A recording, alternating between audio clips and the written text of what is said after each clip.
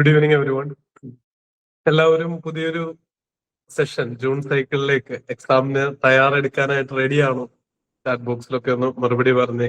Students എല്ലാവരും join ആയിട്ടൊക്കെ വരുന്നതേ ഉള്ളൂ. നമ്മുടെ ജൂൺ 2026 സൈക്കിളിലേക്കുള്ള പ്രിപ്പറേഷൻ ജേർണിയിലെ ആദ്യത്തെ സെഷനാണ് ഇന്നത്തേത്. അപ്പൊ നമ്മളോടൊപ്പം ഐ+ന്റെ സൈഡിൽ നിന്ന് അധ്യാപകരായിട്ട് ആതിര ടീച്ചറും സ്വാതി മിസ്സും ജോയിൻ ചെയ്യുന്നുണ്ട്. ആതിര ടീച്ചർ നമ്മുടെ തിരുവനന്തപുരത്തെ ഓഫ്ലൈൻ സെന്ററിന് നേതൃത്വം നൽകുന്ന വ്യക്തി കൂടിയാണ്. സ്വാതി മിസ്സും ഇവരെല്ലാവരും നെറ്റ് ക്വാളിഫൈഡ് ആയി അധ്യാപന രംഗത്ത് വളരെ വർഷത്തെ പരിചയമുള്ളവരാണ്. സ്വാതി ടീച്ചർ എറണാകുളത്ത് ആണ് സെഷൻസ് ലീഡ് ചെയ്യുന്നത്. അപ്പൊ നമ്മുടെ ഇന്നത്തെ സെഷന്റെ ഒരു പർപ്പസ് എന്ന് പറയുന്നത് മെയിൻ ആയിട്ടൊരു ഓറിയന്റേഷൻ ആണ്. ചിലപ്പോൾ നിങ്ങളിൽ പലരും പരീക്ഷയ്ക്ക് ആദ്യമായിട്ട് തയ്യാറെടുക്കുന്നവരുണ്ടാവും. കുറച്ചുപേരെങ്കിലും പല ആവർത്തി തയ്യാറെടുത്തിട്ട് അടുത്ത പരീക്ഷയെ അഭിമുഖീകരിക്കാനായിട്ട് റെഡി ആവുന്നവരുണ്ടാവും. ഏത് ലെവലിലുള്ളവരാണെങ്കിലും നെറ്റ് പരീക്ഷയുടെ ഒരു ഫോർമാറ്റ് എന്താണ്, പർപ്പസ് എന്താണ്, പ്രിപ്പറേഷൻ ജേർണിയിൽ ശ്രദ്ധിക്കേണ്ട കാര്യങ്ങൾ എന്താണ്, അതൊക്കെ ഒന്ന് ഡിസ്കസ് ചെയ്യാനാണ് നമ്മൾ ഇന്നത്തെ ഈ മീറ്റിംഗ് പ്ലാൻ ചെയ്തിരിക്കുന്നത്. അപ്പൊ തുടങ്ങിയാലോ? റെഡിയാണോ? നിങ്ങളൊന്ന് ആക്റ്റീവായിട്ട് റെസ്പോണ്ട് ചെയ്തേ, ഒരു തംസപ്പ് ഒക്കെ തന്നെ. ലൈവ് സെഷനിൽ എപ്പോഴും നിങ്ങളുടെ റെസ്പോൺസ് കൂടി വളരെ ഇമ്പോർട്ടന്റ് ആണ്. കാര്യം അധ്യാപകർ പഠിപ്പിക്കുന്നത് ഒരു സ്ക്രീനിലേക്ക് നോക്കിയിട്ടാ അല്ലെ? ഇപ്പൊ അനുവിനെയോ ലിയയോ ആരെയും കാണാനായിട്ട് പറ്റുന്നില്ല. അപ്പോ നിങ്ങളെല്ലാവരും ഓഫ്ലൈൻ ക്ലാസ് ആണെങ്കിൽ നമ്മുടെ മുന്നിലെ കസേരകളിൽ നിറച്ച് കുട്ടികളുണ്ടാവും. അപ്പോ കുട്ടികള് മുന്നിലില്ലാത്തത് കൊണ്ട് തന്നെ നിങ്ങളുടെ റെസ്പോൺസ് അധ്യാപകർക്ക് ഒരു സ്പെഷ്യൽ എനർജി തരും. അതോടൊപ്പം തന്നെ ക്ലാസ്സിൽ ആക്റ്റീവായിട്ട് ഇൻവോൾവ് ആയിട്ട് പാർട്ടിസിപ്പേറ്റ് ചെയ്യാൻ നിങ്ങളെ ഹെൽപ്പ് ചെയ്യും. കുറച്ചു പേർക്കെങ്കിലും ജോലിയുടെ ഇടയിലും അല്ലെങ്കിൽ മറ്റ് ആക്ടിവിറ്റികളിലും ആയിരിക്കും ക്ലാസ് കാണുന്നതെന്ന് മനസ്സിലാക്കുന്നു, റെസ്പെക്ട് ചെയ്യുന്നു. അവര് റെസ്പോണ്ട് ചെയ്യേണ്ടതില്ല. പോസിബിൾ ആയിട്ടുള്ള എല്ലാവരും ഇനി മുതലുള്ള എല്ലാ ക്ലാസ്സിലും റെസ്പോണ്ട് ചെയ്യണമെന്നുകൂടി റിക്വസ്റ്റ് ചെയ്യും. ഏറ്റവും ആദ്യം നിങ്ങൾ മനസ്സിലാക്കേണ്ടത്, നെറ്റ് പരീക്ഷയ്ക്ക് പ്രിപ്പയർ ചെയ്ത് നെറ്റ് അല്ലെങ്കിൽ JRF എത്തുന്നതിലൂടെ വെറും നെറ്റ് കിട്ടുക അല്ലെ JRF കിട്ടുക എന്നുള്ളത് മാത്രമല്ല, നമ്മുടെ ലൈഫിൽ മറ്റ് പല പരീക്ഷകൾക്കും ലൈഫ് ആസ് എ ഹോൾ നമുക്ക് തയ്യാറെടുക്കാനായിട്ട് പറ്റുന്ന ഒരു പരിപാടിയാണ്. നമ്മുടെ ഇവിടുന്ന് ക്വാളിഫൈ ആയിട്ടുള്ള നെറ്റ് നേടിയ JRF നേടിയ അല്ലെങ്കിൽ കോച്ചിങ് എടുത്തിട്ടുള്ള പലരും പറയുന്ന ഒരു കാര്യം, എന്റെ സെൽഫ് എസ്റ്റീം തിരിച്ചു കൊണ്ടുവരാൻ എനിക്ക് വിൽ പവറോട് കൂടി 6 മാസം ഒരു കാര്യം പഠിച്ച് ജയിക്കാൻ പറ്റും എന്ന് എനിക്ക് പ്രൂഫ് തന്നത് ഇതാണ്. ഇന്നുകൂടി അഖില എന്ന് പറഞ്ഞൊരു സ്റ്റുഡന്റ് മെസ്സേജ് അയച്ചിരുന്നു. 2025 ജൂൺ എക്സാം, അതായത് ഡിസംബറിന് മുമ്പുള്ള സൈക്കിളിലെ ഓഫ്ലൈൻ മാരത്തണ് തിരുവനന്തപുരത്ത് നിന്ന് പങ്കെടുത്ത കുട്ടിയാണ്. ആളിന്ന് എനിക്ക് മെസ്സേജ് അയച്ചിരുന്നു. PhD വർക്കിനായിട്ടുള്ള കമ്മിറ്റി മീറ്റിംഗിൽ അവരുടെ പ്രപ്പോസൽ എല്ലാം അക്സെപ്റ്റഡ് ആയി. ഇനിയും PhD വർക്ക് സ്റ്റാർട്ട് ചെയ്യാണ് എന്നുള്ള കാര്യം. അപ്പൊ അതിനും ഒരു താങ്ക്സ് പറഞ്ഞു. അന്നത്തെ ക്ലാസ്സുകളും റിസർച്ച് മെത്തഡോളജി ഒക്കെ പഠിച്ചതും അതുപോലെ ഈ എങ്ങനെ പഠിക്കാം എന്ന് പഠിച്ചതും ഒരുപാട് ഹെൽപ്പ് ചെയ്തു. അത് വളരെ റെലവെന്റ് അല്ലേ? നിങ്ങളൊന്ന് ആലോചിച്ച് നോക്കിയേ. എങ്ങനെ പഠിക്കാം എന്ന് പഠിക്കേണ്ട ആവശ്യമുണ്ടോ? എങ്ങനെ കാര്യങ്ങളെ പഠിച്ചെടുക്കാം, ഒരു പരീക്ഷയ്ക്ക് സ്യൂട്ടബിൾ ആവുന്ന രീതിയിൽ കാര്യങ്ങൾ എങ്ങനെ മനസ്സിലാക്കിയെടുക്കാം, എങ്ങനെ അറിയാം എന്നുള്ളത് ഇമ്പോർട്ടന്റ് ആയിട്ടുള്ള ഒരു ആസ്പെക്ട് അല്ലേ? What do you think? എന്ത് തോന്നുന്നു നിങ്ങൾക്ക്? വേണ്ടത് പഠിക്കാനും വേണ്ടാത്തത് ഒഴിവാക്കാനും ചോദ്യങ്ങളെ വായിച്ച് മനസ്സിലാക്കിയെടുക്കാനും അതിന്റെ ഉള്ള ഉത്തരം കണ്ടുപിടിക്കാനും അതൊരു സ്കില്ലാണെന്ന് തോന്നുന്നുണ്ടോ നിങ്ങൾക്ക്? ഒന്ന് പറഞ്ഞേ. എല്ലാരും വീണ്ടും ഉറങ്ങിയോ? ഡെഫിനറ്റ്ലി വലിയൊരു സ്കില്ലാ അത്. അത് പഠിച്ചെടുത്താല് അത് നെറ്റ് പരീക്ഷയ്ക്കെന്നല്ല, ലൈഫ് ലോങ് നിങ്ങൾക്ക് ഉപയോഗപ്പെടുന്ന ഒരു സ്കില്ല. നന്നായിട്ട് ഡ്രൈവ് ചെയ്യാൻ പറ്റുന്ന പോലെ, നന്നായിട്ട് കുക്ക് ചെയ്യാനൊക്കെ പറ്റുന്നത് പോലെയുള്ളൊരു സ്കില്ലാണ് നന്നായി പഠിക്കുക, അല്ലെങ്കിൽ പ്രോപ്പറായിട്ട് പഠിക്കുക, റിവിഷൻ നടത്തുക എന്നുള്ള കാര്യം. അതൊരു പാർട്ട്. നെറ്റ് എക്സാമിൽ മാത്രമല്ല, PhD വർക്കിലായാലും നിങ്ങളുടെ കരിയറിൽ മുന്നോട്ട് പോകുമ്പോൾ ഒരു ജോലിയുടെ ഇന്റർവ്യൂവിനായാലും നിങ്ങൾ ഒരു കാര്യത്തിന് തയ്യാറെടുക്കുമ്പോൾ അല്ലെങ്കിൽ അതിനായിട്ട് ശ്രമിക്കുമ്പോഴെല്ലാം ഒരു വാല്യൂ അഡീഷൻ സംഭവിക്കാനായിട്ട് നെറ്റ് പരീക്ഷ നിങ്ങളെ ഹെൽപ്പ് ചെയ്യും. ഓഫ് കോഴ്സ് നെറ്റിന്റെ പർപ്പസും കാര്യങ്ങളും ഒക്കെ ഉണ്ട്. അതിന് പുറമെ രണ്ടാമതായിട്ടുള്ള ഒരു കാര്യമാണ്, ലൈഫിൽ നമ്മൾ എന്തെങ്കിലും ഒരു ചലഞ്ച് ഏറ്റെടുത്ത് അതിനായിട്ട് കൺസിസ്റ്റന്റ് ആയിട്ട് വർക്ക് ചെയ്ത് വിജയിക്കുമ്പോൾ കിട്ടുന്ന ഒരു സംതൃപ്തി. നിങ്ങളുടെ അനുഭവത്തിൽ ഒന്ന് ഓർത്തു നോക്കിയേ. ലാസ്റ്റ് അങ്ങനത്തെ ഒരു ഇവന്റ് എന്നാ ഉണ്ടായത്? ലാസ്റ്റ് ആ ഒരു ഇവന്റ് ഉണ്ടായതെന്ന് ഓർത്ത് നോക്കി. നിങ്ങൾ എന്തെങ്കിലും ഒരു കാര്യത്തിന് ആത്മാർത്ഥമായിട്ട് ആഗ്രഹിച്ചു, 5-6 മാസമോ 1 വർഷമോ 2 വർഷമോ ഒക്കെ തയ്യാറെടുത്തു. എന്നിട്ട് അത് അച്ചീവ് ചെയ്യാനായിട്ട് പറ്റി. പലപ്പോഴും എനിക്കും നിങ്ങൾക്കും ഒക്കെ സംഭവിക്കുന്ന ഒരു കാര്യം, നമ്മളൊരു തീരുമാനം എടുക്കും, കുറച്ച് നാൾ വർക്ക് ചെയ്യും, പിന്നെ അതങ്ങ് വിട്ടുകളയും. ന്യൂ ഇയർ റെസൊല്യൂഷൻ ആവട്ടെ, ജിമ്മിലെ വർക്ക്ഔട്ട് ആവട്ടെ, അല്ലെങ്കിൽ നെറ്റിന് തന്നെയുള്ള പ്രിപ്പറേഷൻ ആവട്ടെ, പലപ്പോഴും തുടങ്ങുന്ന അതേ ആവേശവും എനർജിയും ഫിനിഷിംഗ് വരെ കൊണ്ടുപോകാനായിട്ട് പറ്റാറില്ല. ഉണ്ടോ? സ്വയം ഒന്ന് വിലയിരുത്തി നോക്കി. ഈ ചോദ്യം ചോദിക്കുമ്പോൾ ഞാനും ചിന്തിക്കുക, ഒന്ന് ചിന്തിച്ചു നോക്കി, അത് പോസിബിൾ ആണോ? പോസിബിൾ ആയിട്ടുണ്ടോ എപ്പോഴും? ഇല്ലെങ്കിൽ സാരമില്ല, പാസ്റ്റ് എന്തോ ആവട്ടെ, ഇന്നൊരു ഡിസിഷൻ എടുക്കാം. ഇന്ന് ഈ ലൈവിൽ അറ്റൻഡ് ചെയ്യുന്ന അതേ എനർജിയും മോട്ടിവേഷനും അടുത്ത 6 മാസം നിലനിർത്താൻ എനിക്ക് സാധിക്കണം എന്നൊരു തീരുമാനം എടുക്കാം. വിഷൻ ബോർഡൊക്കെ സെറ്റ് ചെയ്യാനായിട്ടൊക്കെ പറയുന്ന കുറെ വീഡിയോകളൊക്കെ നിങ്ങൾ ചിലപ്പോൾ കണ്ടിട്ടുണ്ടാവും. അപ്പൊ നിങ്ങളുടെ നെറ്റ് പരീക്ഷയുടെ ഒരു സ്കോർ കാർഡ് ടെംപ്ലേറ്റ് ഒക്കെ ഇന്ന് തന്നെ ഡൗൺലോഡ് ചെയ്യാം. അതിലിപ്പോ സുമയ്യ ആണെങ്കിൽ സുമയ്യ എന്ന് പേര് എഴുതി വെക്കുക. നിങ്ങളുടെ പേര് എഴുതി qualified four JRF and assistant professorship എന്നുള്ള ഒരു സംഭവം എഴുതി വെച്ച് എന്നും കാണാൻ പാകത്തിന് നിങ്ങളുടെ ഫോണിന്റെ വാൾപേപ്പർ ആയിട്ടോ, ഇനി ഹോസ്റ്റലിലോ വീട്ടിലോ ഒക്കെ നിങ്ങൾക്ക് ഒരു സ്റ്റഡി സ്പേസ് ഉണ്ടെങ്കിൽ അവിടെ ഒരു പ്രിന്റ് എടുത്ത് ഒട്ടിച്ചു വെച്ചേ. എന്നും പഠിക്കുമ്പോൾ നിങ്ങളുടെ മനസ്സിലെ കൺവിക്ഷൻ ഈ പരീക്ഷ ക്വാളിഫൈഡ് ആയി എന്നുള്ളത് തന്നെ ആവട്ടെ. എന്നിട്ട് എന്തുകൂടി വേണം? ഞാൻ എപ്പോഴും പറയുന്ന ഒരു ഇതാണ്, വിജയും പൗർണമി എന്ന് പറഞ്ഞൊരു പടം ഉണ്ടല്ലോ, എന്റെ പേര് ഞാൻ കറക്റ്റ് വിട്ടുപോയി.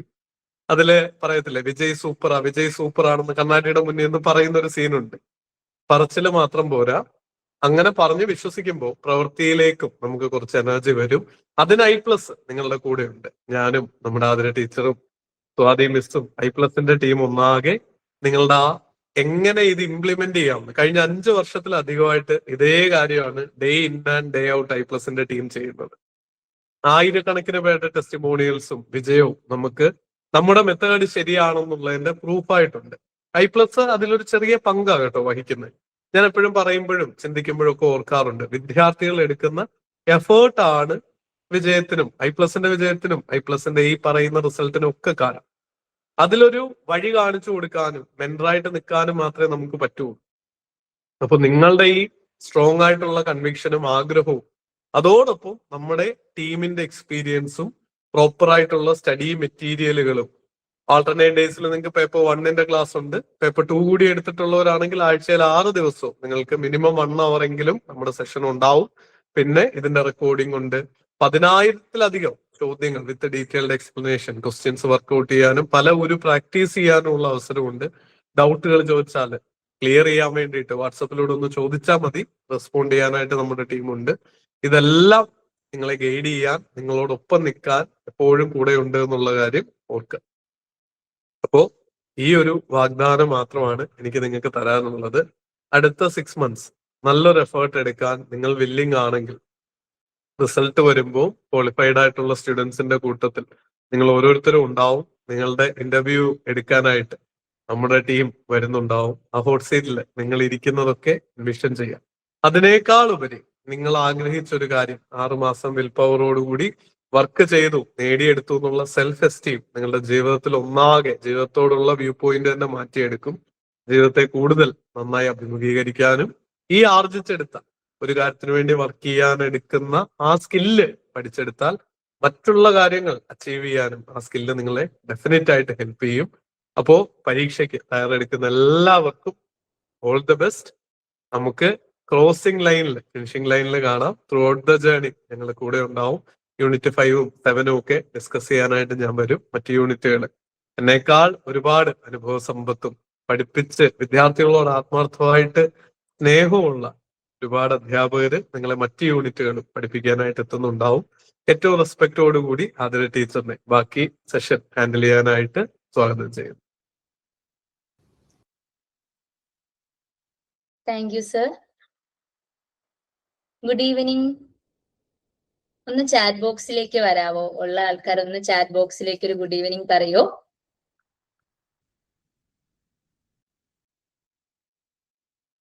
നിങ്ങളിങ്ങനെ മിണ്ടാതിരിക്കാൻ പറ്റില്ല കേട്ടോ.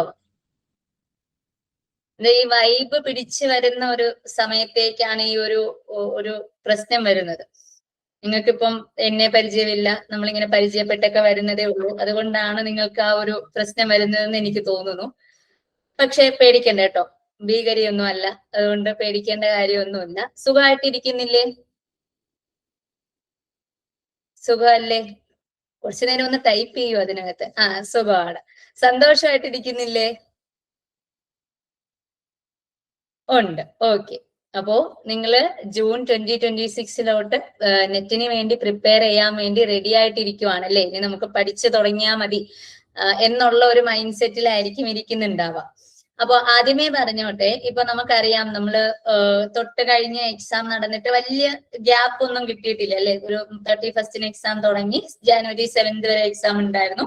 അത് കഴിഞ്ഞ് നമ്മൾ ഇന്ന് ഇവിടെ നിങ്ങൾ ഇരിക്കുന്നുണ്ട് എന്ന് പറഞ്ഞു കഴിഞ്ഞാൽ അതൊരു വലിയ ബ്രേവ് ഡിസിഷൻ ആണ് കേട്ടോ. അത് വീണ്ടും ഇവിടെ വന്നിരിക്കുക എന്ന് പറയുന്നത് അത്ര ഒരു എല്ലാവർക്കും പറ്റുന്ന ഒരു കാര്യമല്ല. അതിപ്പം ആദ്യമായിട്ട് ചെയ്യുന്നവരാണെങ്കിൽ പോലും ഇത്രയും നേരത്തെ നിങ്ങൾ തുടങ്ങാനായിട്ട് തീരുമാനിച്ചു എന്ന് പറയുന്നത് ഒരു ബ്രേവ് ഡിസിഷനാണ്. അപ്പം നിങ്ങൾ ആ ബ്രേവ് ഡിസിഷൻ ആൾറെഡി എടുത്തു. നമ്മൾ എപ്പോഴും ഫസ്റ്റ് സ്റ്റെപ്പ് എടുക്കുക എന്ന് പറയുന്നതാണ് ഏറ്റവും വലിയ ബുദ്ധിമുട്ടുള്ള കാര്യം അല്ലെ. പിന്നെ നമുക്ക് പിന്നെയും മുന്നോട്ടേക്ക് കൊണ്ടുപോകാം. ആ ഫസ്റ്റ് സ്റ്റെപ്പ് നിങ്ങൾ എടുത്തു വെച്ചു. അപ്പൊ അതുകൊണ്ട് ഇനി ഈ ഫസ്റ്റ് സ്റ്റെപ്പ് എടുത്ത് കഴിഞ്ഞതിന് ശേഷം നിങ്ങൾ ഈ ഒരു 4-5 മാസം ഈ ഒരു ഫയർ അണയാതെ നിർത്താൻ പറ്റുമെങ്കിൽ നിങ്ങൾക്ക് ഉറപ്പായിട്ടും നിങ്ങളുടെ പേരിന്റെ താഴെ qualified four JRF, qualified four assistant professorship എന്നൊക്കെ പറഞ്ഞ് നിങ്ങൾക്ക് കാണാനായിട്ട് പറ്റും. അത് ആലോചിക്കാൻ പറ്റുന്നുണ്ടോ? നിങ്ങൾക്ക് ഒന്ന് വിഷ്വലൈസ് ചെയ്യാൻ പറ്റുന്നുണ്ടോ? ഒന്ന് ആലോചിച്ച് നോക്കിയേ, വെറുതെ ഒന്ന് ആലോചിച്ച് നോക്കിയേ. നിങ്ങളുടെ പേരിന്റെ കൂടെ ഇങ്ങനെ ഒരു റിസൾട്ട് വരുന്നത് വെറുതെ ഒന്ന് ആ സ്കോർ കാർഡൊക്കെ ഒന്ന് ആലോചിച്ച് നോക്കിയേ. ഒരു സന്തോഷം തോന്നുന്നില്ലേ?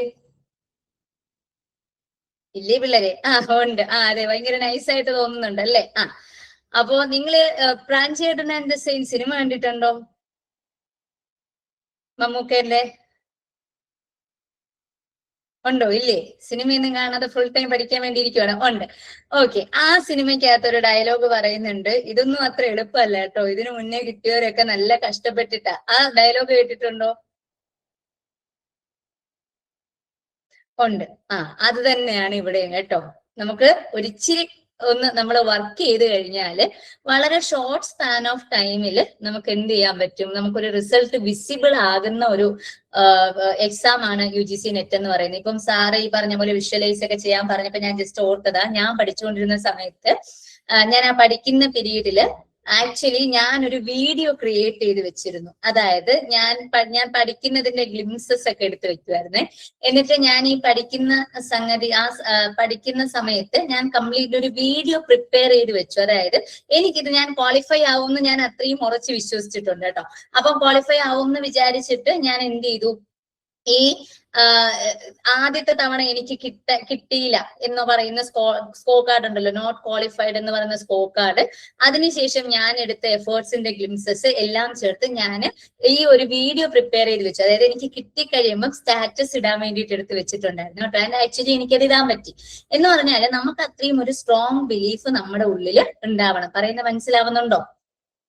നമ്മൾ വിശ്വസിച്ചില്ലെങ്കിൽ പുറത്തുനിന്ന് ആരെങ്കിലും എന്ന് വിശ്വസിക്കുവോ? വിശ്വസിക്കോ പിള്ളേരെ? ഇല്ല. അപ്പൊ ആദ്യം നമ്മളെ അങ്ങോട്ട് വിശ്വസിക്കാം. നമ്മളെ കൊണ്ട് പറ്റും. നമ്മളെ കൊണ്ട് പറ്റിയില്ലെങ്കിൽ വേറെ ആർക്കാ പറ്റുക? അപ്പൊ നിങ്ങൾ ഇത് പ്രിപ്പയർ ചെയ്യുന്ന സമയത്ത് ആദ്യമേ നിങ്ങൾ ചെയ്യേണ്ട ഒരു കാര്യം എന്താണെന്നറിയോ?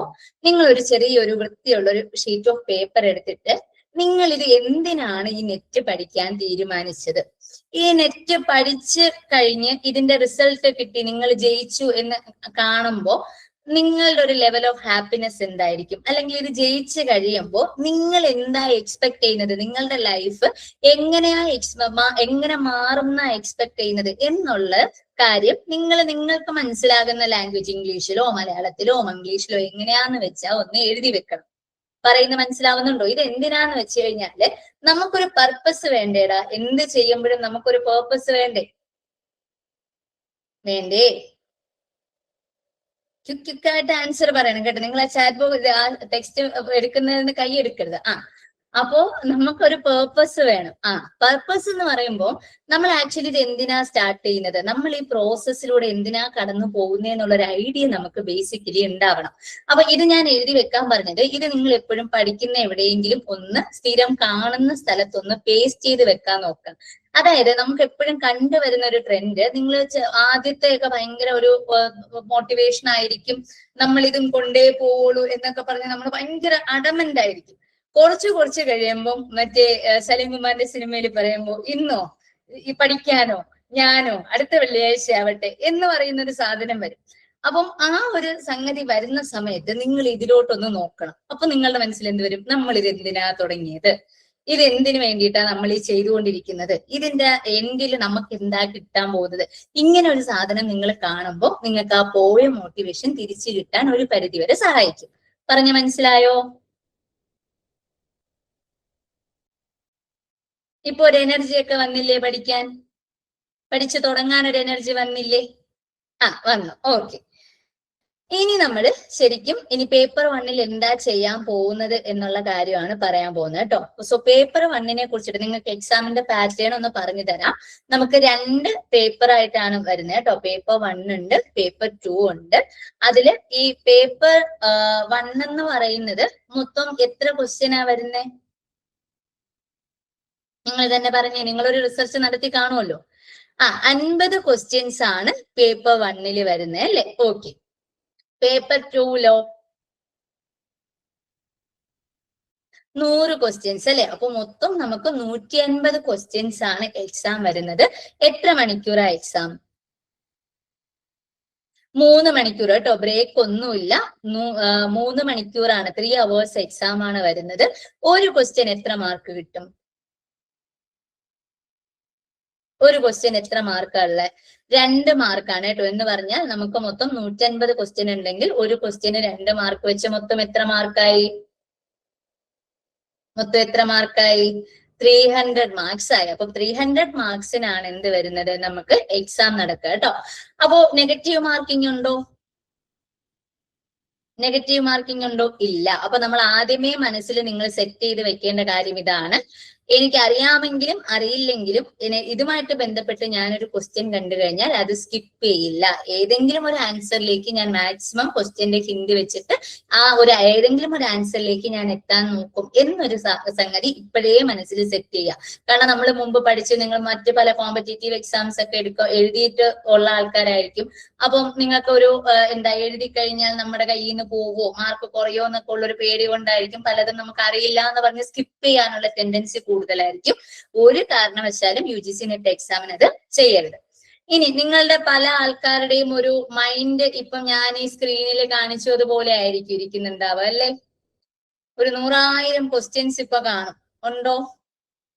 അതോ ഇതൊക്കെ നിസ്സാരം എന്ന് പറഞ്ഞിരിക്കുവാണോ? എന്താ അവസ്ഥ? ഇതുപോലെ മൊത്തത്തിൽ ഒരു കോംപ്ലിക്കേറ്റഡ് ആയിട്ട് വെച്ചേക്കുവാണോ? എന്ത് ചെയ്യണം എന്ന് അറിഞ്ഞൂടാ. സിലബസ് എടുക്കണോ, പ്രീവിയസ് ഇയർ ക്വസ്റ്റ്യൻ എടുക്കണോ, പേപ്പർ 1 പഠിക്കണോ, പേപ്പർ 2 പഠിക്കണോ എന്ന് പറഞ്ഞ് മൊത്തത്തിൽ ഇങ്ങനെ കുഴഞ്ഞിരിക്കുവാണോ? ആണ്. അപ്പൊ നമുക്ക് ഇതിന്ന് ഓരോന്നായിട്ട് സോർട്ട് ഔട്ട് ചെയ്ത് നമുക്കിപ്പോ അങ്ങ് സെറ്റ് ആക്കി തരാം കേട്ടോ. എന്താ ചെയ്യേണ്ടതെന്നുള്ളത് നമ്മളൊരു ഓവറോൾ ഐഡിയ ഇപ്പൊ തരാം. സോ ഈ പേപ്പർ 1 എന്ന് പറയുന്ന സംഗതി കമ്പയർഡ് ടു പേപ്പർ 2 കൃത്യമായിട്ട് നിങ്ങൾക്ക് സ്കോർ ചെയ്യാൻ പറ്റുന്നതും ഒരു up to a point predictable ആയിട്ടുള്ള ഒരു പേപ്പറാണ് കേട്ടോ.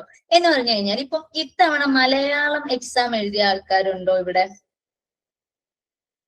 മലയാളത്തിലെ നെറ്റ് തൊട്ട് കഴിഞ്ഞ എക്സാം മലയാളത്തിലെ നെറ്റ് എഴുതിയ ആരെങ്കിലും ഉണ്ടോ? ഓക്കെ, ഇല്ല. ആക്ച്വലി അത് ചോദിക്കാൻ കാര്യം, ഇപ്പൊ തൊട്ട് കഴിഞ്ഞ മലയാളം അതിന്റെ പേപ്പർ 2 കുറച്ച് ഡിഫിക്കൽട്ട് ആയിരുന്നു. ഒരു മോഡറേറ്റ് ലെവലിലാണ് ആ പേപ്പർ വന്നത്.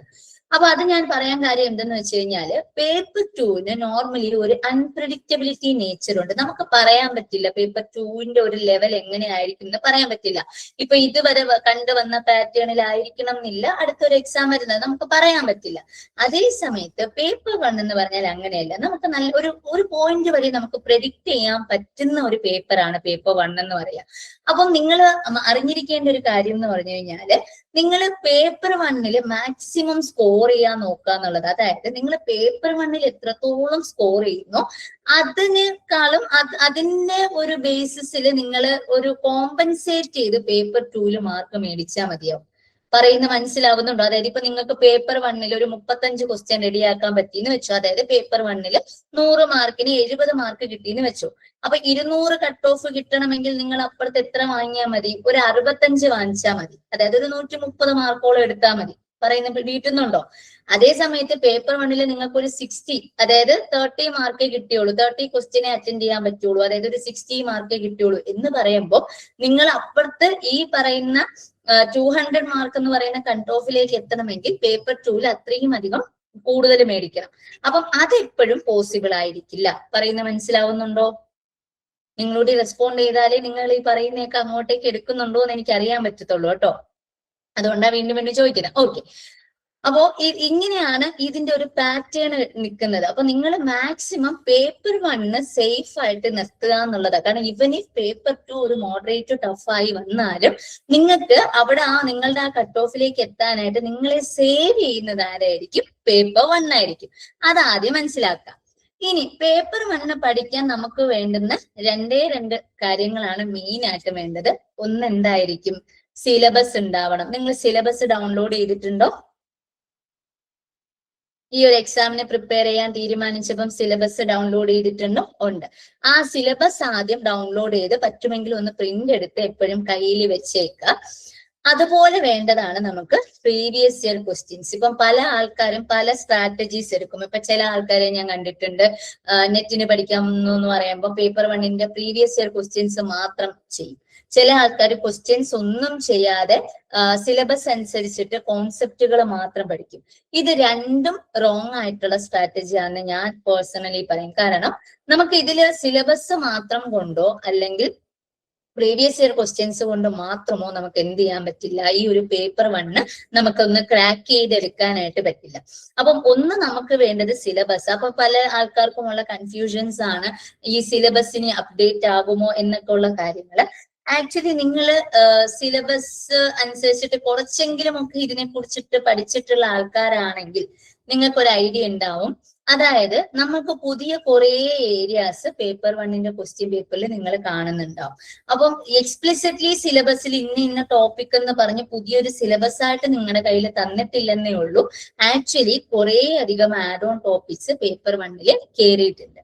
അപ്പം അത് കൃത്യമായിട്ട് ഐഡന്റിഫൈ ചെയ്ത് പഠിക്കണം എന്നുണ്ടെങ്കിൽ നമ്മുടെ കയ്യിൽ ആര് വേണം? പ്രീവിയസ് ഇയർ ക്വസ്റ്റ്യൻസ് വേണം. പക്ഷെ ഈ പറഞ്ഞ മാതിരി നമുക്ക് സിലബസ് അനുസരിച്ചിട്ട് ടോപ്പിക്സ് കവർ ചെയ്യാതെ വെറുതെ പോയി നമുക്ക് എന്ത് ചെയ്യാൻ പറ്റില്ല? പ്രീവിയസ് ഇയർ ക്വസ്റ്റ്യൻസ് ചെയ്യാൻ പറ്റില്ല.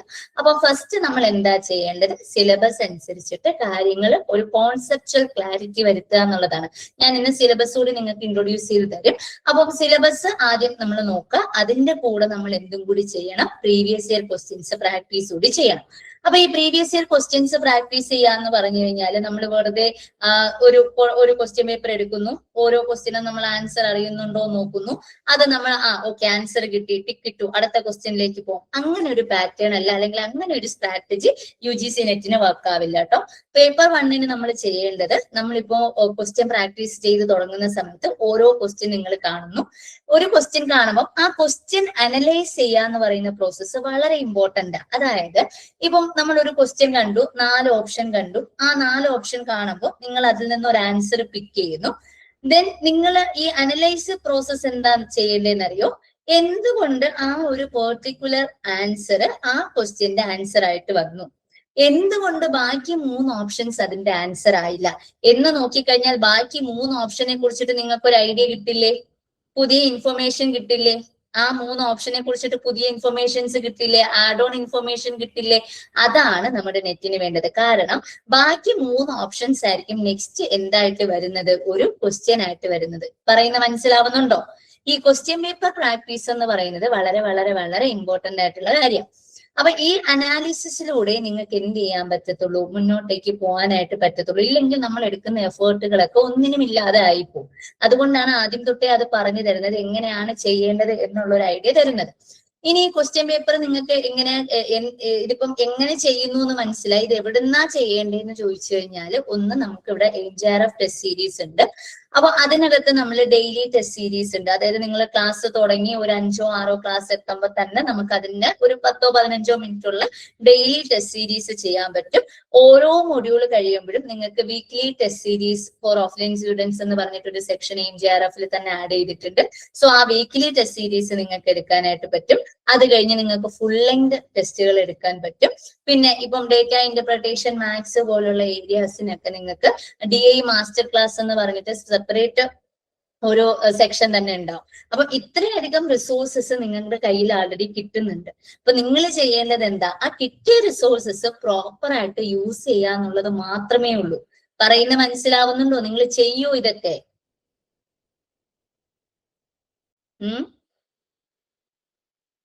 ചെയ്യുന്ന പറവില്ലരെ ആ ഒരു എനർജി വരണം കേട്ടോ. ആ എനർജി ഇല്ലെങ്കിൽ നമുക്ക് മുന്നോട്ട് പോകാൻ പറ്റില്ല. ആ എനർജിയാണ് എല്ലാം ഇരിക്കുന്നത്. സോ ഞാൻ ജസ്റ്റ് ഒന്ന് നമ്മുടെ സിലബസിന്റെ ഒരു ഓവർവ്യൂവും കൂടി തരാം കേട്ടോ. നമുക്ക് ജനറൽ പേപ്പറിനകത്ത് മൊത്തം എത്ര മൊഡ്യൂൾസ് ഉണ്ട്, എത്ര യൂണിറ്റുകൾ ഉണ്ടെന്നറിയോ? 10 യൂണിറ്റുകൾ ഉണ്ട്. നമ്മുടെ സിലബസ് പ്രകാരം അവർ പറഞ്ഞിരിക്കുന്നത് നമുക്ക് എത്ര വരും, ഓരോ മൊഡ്യൂളിൽ നിന്നും 5 ക്വസ്റ്റ്യൻ എന്നാണ് പറയുന്നത്. അങ്ങനെ തന്നെയാണ് നോർമലി ചോദിക്കുക. ഇപ്പം ചില സമയത്തൊക്കെ നിങ്ങൾ ഒരു മൊഡ്യൂളിൽ നിന്ന് 6 ക്വസ്റ്റ്യൻ ഒക്കെ കാണും. അത് ചിലപ്പം ഓവർലാപ്പിംഗ് ഒക്കെ ആയിരിക്കും. 2 യൂണിറ്റുകൾ തമ്മിൽ ഓവർലാപ്പിംഗ് ഒക്കെ ആയിട്ട് ക്വസ്റ്റ്യൻ വരുന്നതായിരിക്കും. സോ ഈ ജനറൽ പേപ്പർ എന്ന് പറയുമ്പോൾ ഇതിന്റെ ആ ഒരു ഇൻട്രൊഡക്ടറി പാർട്ടിൽ തന്നെ അവർ പറഞ്ഞിരിക്കുന്ന നോക്കൂ, നിങ്ങളുടെ teaching and research capabilities assess ചെയ്യാൻ വേണ്ടിയിട്ടാണ്. എന്തിനാണ് ഇത് പഠിക്കുന്നത് എന്നുള്ളൊരു സംഗതി നമ്മുടെ മനസ്സിൽ വേണ്ടേ?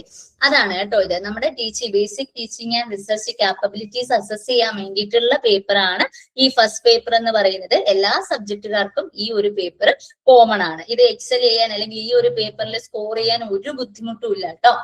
സോ ഫസ്റ്റ് യൂണിറ്റ് എന്ന് പറയുന്നത് ടീച്ചിങ് ആപ്റ്റിറ്റ്യൂഡ്. നിങ്ങളുടെ എന്ത് മെഷർ ചെയ്യാനായിരിക്കും അല്ലെങ്കിൽ എന്ത് അസസ് ചെയ്യാനായിരിക്കും ഈ ഒരു മൊഡ്യൂൾ വെച്ചേക്കുന്നത്? നിങ്ങൾ തന്നെ പറഞ്ഞേ, നിങ്ങളുടെ എന്ത് അസസ് ചെയ്യാനായിരിക്കും? നിങ്ങൾ ഇത് എന്താകാനായി എക്സാം എഴുതുന്നത്? നമ്മുടെ ഒരു ടീച്ചിങ് എബിലിറ്റി അല്ലെങ്കിൽ നമ്മൾ ആസ് എ ടീച്ചർ നമുക്ക് വേണ്ടുന്ന കുറെ അധികം കാര്യങ്ങളുണ്ട് അല്ലെ.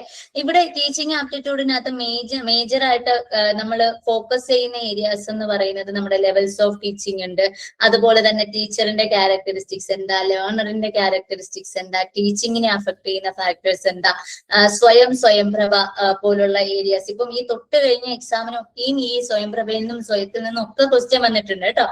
അതുപോലെ തന്നെ നമ്മുടെ ICT ടൂൾസ്, ടീച്ചിങ്ങിനെ സപ്പോർട്ട് ചെയ്യാൻ വേണ്ടിയിട്ടുള്ള ഡിജിറ്റൽ ടൂൾസ് ഏതൊക്കെയാണ്, ഇവാലുവേഷൻ സിസ്റ്റംസ്, ഇതുപോലുള്ള ഏരിയാസ് ആണ് ടീച്ചിങ് ആപ്റ്റിറ്റ്യൂഡിനകത്ത് വരിക. വളരെ സിമ്പിൾ. അതായത് നിങ്ങൾക്ക് ഒരു 4 to 5 മാർക്സ്, ഇപ്പൊ 5 ക്വസ്റ്റ്യൻസ് നിങ്ങൾക്ക് ടീച്ചിങ്ങിൽ നിന്ന് വരികയാണെങ്കിൽ 4 to 5 ക്വസ്റ്റ്യൻസ് ഉറപ്പായിട്ടും നിങ്ങൾക്ക് അറ്റൻഡ് ചെയ്യാൻ പറ്റുന്ന ഒരു യൂണിറ്റാണ്. നമുക്ക് അങ്ങനെ ഒത്തിരി ബുദ്ധിമുട്ടിക്കത്തൊന്നുമില്ല. ബേസിക് ആയിട്ട് ക്വസ്റ്റ്യൻ വായിച്ച അർത്ഥം മനസ്സിലാക്കിയാൽ മാത്രം മതി. അപ്പം ഇവിടെയാണ് ഈ സിലബസ് മാത്രം റിലേ ചെയ്യുന്നവർക്ക് പറ്റുന്ന ഒരു പ്രശ്നം കൂടി പറഞ്ഞു തരാം. ഇപ്പൊ നിങ്ങൾ തൊട്ട് മുന്നത്തെ ഒരു 3-4 സൈക്കിൾ എക്സാംസ് ഒന്ന് അനലൈസ് ചെയ്ത് കഴിഞ്ഞാൽ, ക്വസ്റ്റ്യൻ പേപ്പർ അനലൈസ് ചെയ്ത് കഴിഞ്ഞാൽ ഹ്യൂമൻ മെമ്മറിനെ കുറിച്ചിട്ട് ക്വസ്റ്റ്യൻ വരുന്നുണ്ട്. ട്രാൻസ്ഫർ ഓഫ് ലേണിംഗ് എന്ന് പറയുന്ന ഒരു ടൈപ്പ് ഓഫ് ക്വസ്റ്റ്യൻ വരുന്നുണ്ട്. അപ്പം സിലബസിന്റെ കോൺസെപ്റ്റുകൾ മാത്രം പഠിച്ചു പോകുന്ന ഒരാള് ഈ ഏരിയാസ് ഒന്നും മനസ്സിലാവില്ല. ഇങ്ങനെ ഏരിയാസ് ഉണ്ടെന്ന് ഐഡന്റിഫൈ ചെയ്യാൻ പറ്റില്ല. പക്ഷെ അതിപ്പോ റിപ്പീറ്റഡ് ആയിട്ട് ചോദിക്കുന്നുണ്ട്. അവിടെയാണ് നിങ്ങൾ എന്ത് പ്രാക്ടീസ് ചെയ്യേണ്ടത്? പ്രീവിയസ് ഇയർ ക്വസ്റ്റ്യൻസ് പ്രാക്ടീസ് ചെയ്യേണ്ടത്.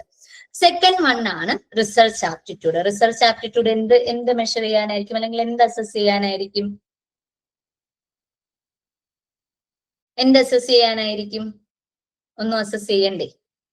നമ്മുടെ ഒരു റിസർച്ച് എബിലിറ്റി. അതായത് നമുക്കറിയാം ഈ ഒരു എക്സാം നടക്കുമ്പോൾ അസിസ്റ്റന്റ് പ്രൊഫസർഷിപ്പ് മാത്രമല്ല, നിങ്ങൾക്ക് എന്തും കൂടി കിട്ടുന്നുണ്ട്, JRFും കൂടി കിട്ടുന്നുണ്ട്, അല്ലെങ്കിൽ PhDയുടെ ഒരു എൻട്രൻസ് പോലെ ആകുന്നുണ്ട് അല്ലെ. അപ്പൊ ആസ് എ റിസർച്ചർ നിങ്ങൾ അറിഞ്ഞിരിക്കേണ്ട കാര്യങ്ങൾ മാത്രമേ ഇതിനകത്തുള്ളൂ. വെറുതെ റാൻഡം ആയിട്ട് ഇതൊക്കെ പഠിക്കുന്നു എന്നുള്ളതല്ലാതെ എന്തിനു വേണ്ടി പഠിക്കുന്നു എന്നുള്ളത് മനസ്സിലാക്കി വെക്കുക. ആസ് എ റിസർച്ച് നിങ്ങൾക്ക് എന്ത് പ്രീ റിക്വസ്റ്റീസ് വേണം, അതായത് ടൈപ്സ് ഓഫ് റിസർച്ച് നിങ്ങൾ അറിഞ്ഞിരിക്കണം.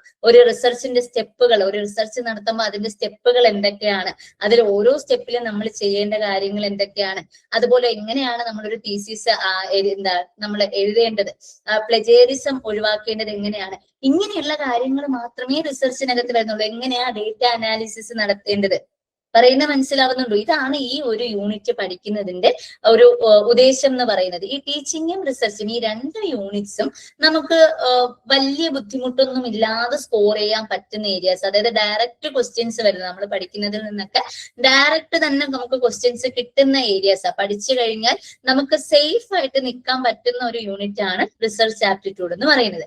മൂന്നാമത്തതാണ് ഏതാ? കോംപ്രിഹെൻഷൻ. കോംപ്രിഹെൻഷൻ എന്ന് പറയുമ്പോൾ നമുക്കൊരു പാസേജ് തന്നിരിക്കും. ആ പാസേജിൽ നിന്നും നിങ്ങൾക്ക് ഒരു 5 ക്വസ്റ്റ്യൻ പാസേജിനെ റിലേറ്റ് ചെയ്തിട്ടുണ്ടാകും. ആ 5 ക്വസ്റ്റ്യൻസ് നിങ്ങൾ അങ്ങ് ആൻസർ ചെയ്യാന്നുള്ളതേ ഉള്ളൂ.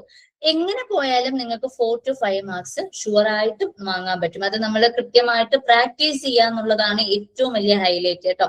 റീഡിംഗ് കോംപ്രിഹെൻഷൻ എന്ന് പറയുമ്പോൾ എത്രത്തോളം പ്രാക്ടീസ് ചെയ്യുന്നു അത്രത്തോളം നിങ്ങൾക്ക് അതിൽ മാസ്റ്റർ ചെയ്തുകൊണ്ടിരിക്കാൻ പറ്റും. ഓക്കെ. ദെൻ 4ാമത്തെ യൂണിറ്റ് കമ്മ്യൂണിക്കേഷൻ.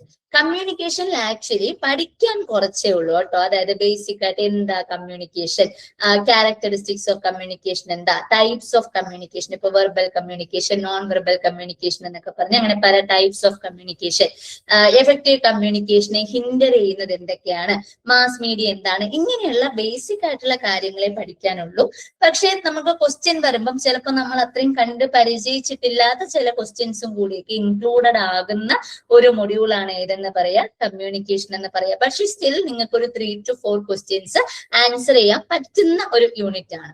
ദെൻ 5ാമത്തതാണ് മാത്തമെറ്റിക്കൽ റീസണിങ്. ഒരു ഒട്ടുമിക്ക ആൾക്കാരുടെയും പേടി സ്വപ്നമാണ്. നിങ്ങൾക്കും അങ്ങനെ തന്നെയാണോ? ആണ്. പേടിക്കേണ്ട കാര്യമൊന്നുമില്ല കേട്ടോ. നിങ്ങൾക്ക് ഒരു 10th ലെവലിലുള്ള മാത്സ് മതി. ഇപ്പം ബേസിക്കലി ഞാനും അങ്ങനെ മാത്സിൽ വളരെ അല്ലെങ്കിൽ പ്രോ മാത്സ് ആയിട്ടുള്ള ആളൊന്നും അല്ല. പക്ഷെ നമ്മൾ എന്ത് ചെയ്യാം, നമ്മൾ ശ്രമിക്കുക. അതായത് നമുക്കൊരു കാര്യം അറിയില്ലെങ്കിൽ ഇതെങ്ങനെയാ ആൻസറിലേക്ക് എത്തുക എന്നുള്ളത് നമുക്കൊരു ശ്രമം നടത്താമല്ലോ. അപ്പൊ നിങ്ങൾ ഇത് പറ്റില്ല എന്ന് പറഞ്ഞ് മാറ്റി വെക്കുന്നതിനേക്കാളും എന്ത് എളുപ്പമാണെന്ന് ആലോചിച്ച് നോക്കൂ. നിങ്ങൾ ചെറുതായിട്ടൊന്ന് ശ്രമിക്കുന്നത്, നിങ്ങൾ കണ്ടിന്യൂസ് ആയിട്ട് ട്രൈ ചെയ്ത് ക്വസ്റ്റ്യൻസ് പ്രാക്ടീസ് ചെയ്തുകൊണ്ടിരുന്നു കഴിഞ്ഞാൽ നിങ്ങൾക്ക് മാത്സ് വളരെ എളുപ്പമായിരിക്കും. കാരണം എപ്പോഴും പറയുന്ന പോലെ മാത്സിനൊക്കെ ഒരൊറ്റ ആൻസർ അല്ലേ ഉള്ളൂ. ഇപ്പൊ ബാക്കിയുള്ളതിനൊക്കെ നമുക്ക് കൺഫ്യൂഷൻസ് വരാം. മാത്സ് നമുക്ക് ചെയ്യാൻ അറിയാമെങ്കിൽ അവിടെ എന്താ, നിങ്ങൾക്ക് ഒരു ഒറ്റ ഡെഫിനറ്റ് ആൻസറേ ഉള്ളൂ. നിങ്ങളുടെ മനസ്സിൽ കൂടി ഇപ്പൊ പോകുന്ന എന്താന്ന് ഞാൻ പറയട്ടെ, അതിന് മാത്സ് ചെയ്യാൻ അറിയണ്ടേ? അതാണോ ഇപ്പൊ ചിന്തിച്ചേ? ആണോ? അങ്ങനെയാണോ ഇപ്പൊ മനസ്സിൽ കൂടെ പോയത്? മാത്സ് ചെയ്യാൻ അറിയാമെങ്കിൽ ഈസി, അതിന് ചെയ്യാൻ അറിയണ്ടേ അല്ലേ? ആ ചെയ്യാന് നമുക്ക് പഠിക്കാം കേട്ടോ. പേടിക്കാണ്ടിരുന്നാ മതി. നിങ്ങൾ അതൊന്ന് മാറ്റി വെക്കാണ്ടിരുന്നാ മതി. പേടിയാണ് അല്ലെങ്കിൽ പറ്റില്ല എന്ന് പറഞ്ഞ് മാറ്റി വെക്കാണ്ടിരുന്നാ മതി. ഒരു 3 ക്വസ്റ്റ്യൻസ് ഒക്കെ നിങ്ങൾക്ക് ഷോർട്ട് ആയിട്ടും കിട്ടും കേട്ടോ.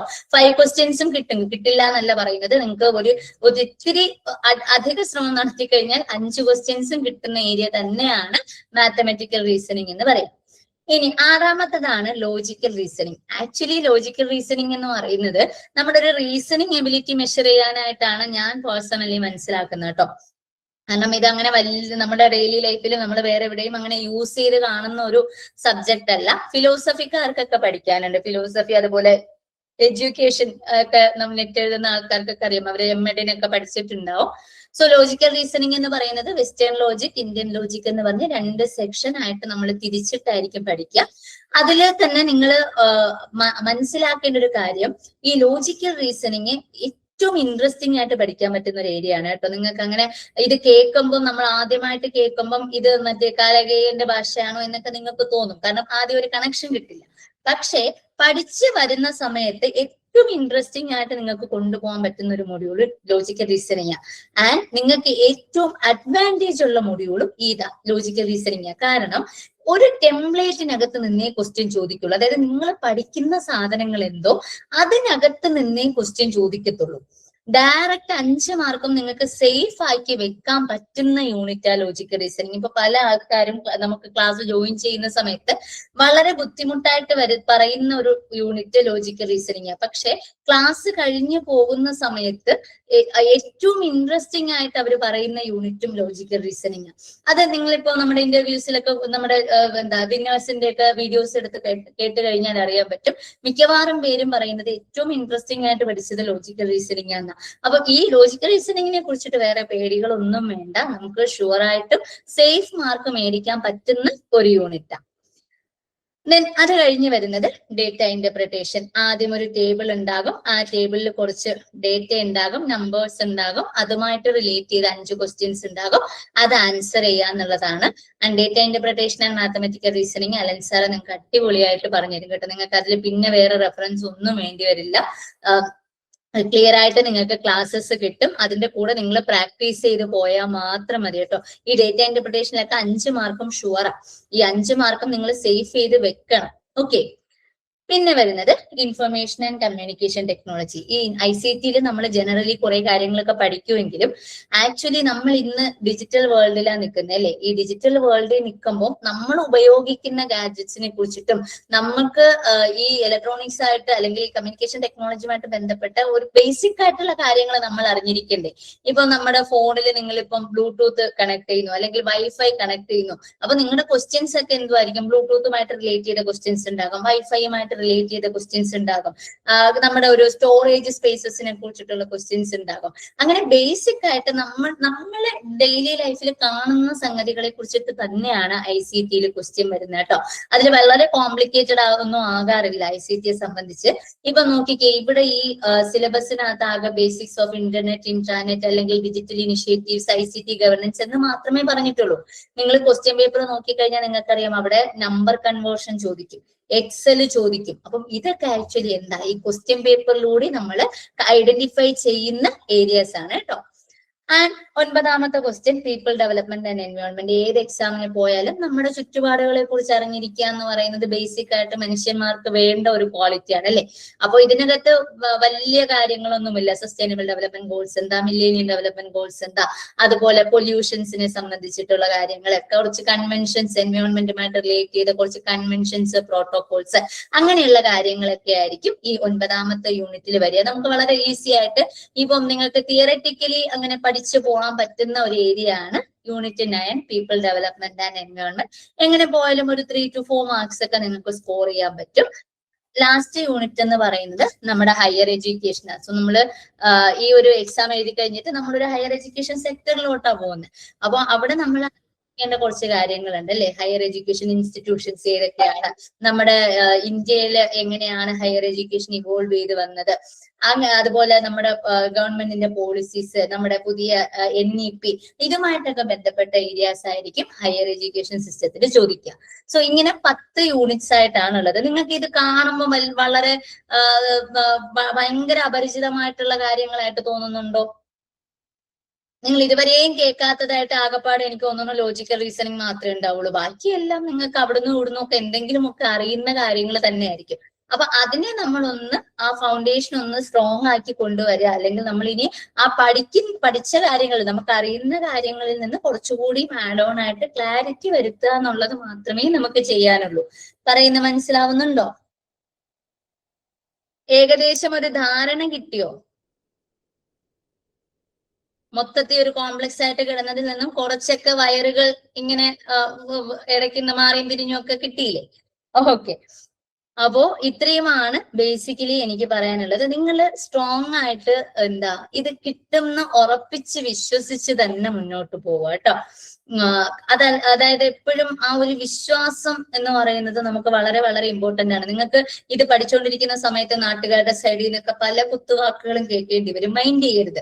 ഇത്രയുമായിട്ടും പഠിച്ചുകൊണ്ടിരിക്കുവാണോ, നിങ്ങൾക്ക് വേറെ പണിയില്ലേ, കല്യാണം കഴിച്ചു പോയിക്കൂടെ, ജോലിയായില്ലേ എന്നൊക്കെ പറഞ്ഞ് പല ആൾക്കാരും വരും. ഒന്നും മൈൻഡ് ചെയ്യരുത്. നമ്മൾ നമ്മുടെ കാര്യം പഠിക്കുക എന്നുള്ളത് മാത്രമേ ഉള്ളൂ. ഇനിയിപ്പം ഈ തൊട്ട് കഴിഞ്ഞ എക്സാമിന് നിങ്ങൾ എഴുതി നിങ്ങൾ കോൺഫിഡൻസ് ഇല്ലാതെ ഇരിക്കുന്ന ആൾക്കാരാണെങ്കിൽ, നമ്മള് സ്ഥിരം നിങ്ങളൊക്കെ റീല് കാണുന്നില്ലേ, ഈ 2026 ഏറ്റവും ട്രെൻഡിങ് ആയിട്ടുള്ള ഒരു റീലുണ്ട്, അറിയാവോ? ഇൻസ്റ്റഗ്രാമിലൊക്കെ ട്രെൻഡിങ് ആയിട്ടൊരു റീല് വന്നു 2026 തുടങ്ങിയ സമയത്ത്. ടൈം ഫോർ സക്സസ് ആണോ? മലയാളത്തിൽ ഒരു സോങ് വെച്ചിട്ടൊരു സംഗതി വന്നല്ലോ. ഒന്നുകൂടെ തുടങ്ങാമിനി, കേട്ടോ? ഇല്ലേ? ഒരു സമയത്ത് 2026 തുടങ്ങിയ സമയത്ത് അങ്ങനെ ഒരു സോങ് വെച്ചിട്ട് കുറച്ചധികം റീൽസ് ഇറങ്ങിയായിരുന്നില്ലേ? അതങ്ങ് മനസ്സിൽ വെച്ചിരുന്നാൽ മതി. എന്താ, ഒന്നുകൂടി തുടങ്ങുക, അത് മാത്രമേ ഉള്ളൂ. സോ ഞാൻ എന്റെ സെഷൻ ഇവിടെ ഒന്ന് വൈൻഡപ്പ് ചെയ്യുവാണ്. എല്ലാവരും നന്നായിട്ട് പഠിക്കുക. All the best. ഇപ്പൊ ഞാനിത് നമ്മുടെ സെഷൻ ഒന്ന് സ്വാതി മിസ്സിലേക്ക് ഹാൻഡ് ഓവർ ചെയ്യുവാണ്. സ്വാതി മിസ് നിങ്ങൾക്ക് കുറച്ചധികം കാര്യങ്ങളും കൂടി പറഞ്ഞു തരും കേട്ടോ. പേഷ്യൻസോട് കൂടി ഇരിക്കുക. Thank you. Hello, good evening all. Good evening. Good evening. Okay, ആദ്യം തന്നെ നിങ്ങൾ എല്ലാവരെയും ഒന്ന് അപ്രിഷിയേറ്റ് ചെയ്യാണ്. ആതിര മിസ്സിന്റെ സെഷനിൽ പറഞ്ഞ പോലെ തന്നെ നമ്മുടെ എക്സാമിന് വേണ്ടിയിട്ടുള്ള ഫസ്റ്റ് സ്റ്റെപ്പ് നിങ്ങൾ വളരെ ബ്രേവ് ആയിട്ട് എടുത്തിരിക്കുകയാണ് അല്ലെ. നമ്മുടെ എക്സാം കഴിഞ്ഞ് ഇപ്പൊ 7-ാം തീയതിയാണ് കഴിഞ്ഞ്, ഇന്നിപ്പോ 5 ദിവസം ആവുന്നേ ഉള്ളൂ. അപ്പൊ തന്നെ നിങ്ങൾ എന്ത് ചെയ്തു? ഈ ഒരു എക്സാമിന്റെ പ്രാധാന്യം മനസ്സിലാക്കി, നേരത്തെ തുടങ്ങേണ്ടതിന്റെ ഒരു പ്രാധാന്യം മനസ്സിലാക്കിയിട്ട് നിങ്ങൾ ക്ലാസ്സിന് ജോയിൻ ചെയ്തു. ഫസ്റ്റ് ഈ ഒരു ഓറിയന്റേഷൻ ക്ലാസ് തന്നെ നിങ്ങൾ അറ്റൻഡ് ചെയ്തു. അതിന് നിങ്ങൾക്ക് വലിയൊരു അപ്രിസിയേഷൻ അല്ലെ, ഒരു അപ്രിസിയേഷൻ നിങ്ങൾ അർഹിക്കുന്നുണ്ടെന്ന് തോന്നുന്നുണ്ടോ? സ്വയം എല്ലാവരും ഒന്ന് ചിന്തിച്ചേ. അല്ലെങ്കിൽ നേരത്തെ ആതിര മിസ് പറഞ്ഞ പോലെ തന്നെ എന്താ സലീം കുമാർ പറഞ്ഞ പോലെ ഇന്നോ ബുധനാഴ്ചയല്ലേ, വെള്ളിയാഴ്ച ആവട്ടെ, അങ്ങനെ നമ്മൾ മാറ്റി വെച്ചാലേ ഫസ്റ്റ് സ്റ്റെപ്പ് എടുക്കാനല്ലേ എപ്പോഴും ഏറ്റവും പാടായിട്ടുള്ളത്. പഠിക്കുമ്പോൾ തന്നെ നിങ്ങൾ നോക്കിയാൽ പഠിക്കാൻ നമ്മളെ ഇരുത്താനല്ലേ നമുക്ക് പാട്. പിന്നെ കുറച്ച് കഴിഞ്ഞിട്ട് ആ ഒരു ട്രാക്കിൽ നമ്മൾ ആയിക്കഴിഞ്ഞാൽ നമുക്ക് കുഴപ്പമില്ല. പക്ഷെ നമ്മളെ പഠിത്തം തുടങ്ങുക എന്ന് പറയുന്നത് ഭയങ്കര വലിയ പ്രോസസ് ആയിട്ട് തോന്നൂലേ? ഓക്കെ, അപ്പൊ നിങ്ങൾ വളരെ ഭംഗിയായിട്ട് എന്ത് ചെയ്തിരിക്കുകയാണ്? ആ ഒരു ഫസ്റ്റ് സ്റ്റെപ്പ് എടുത്തിരിക്കുകയാണ്.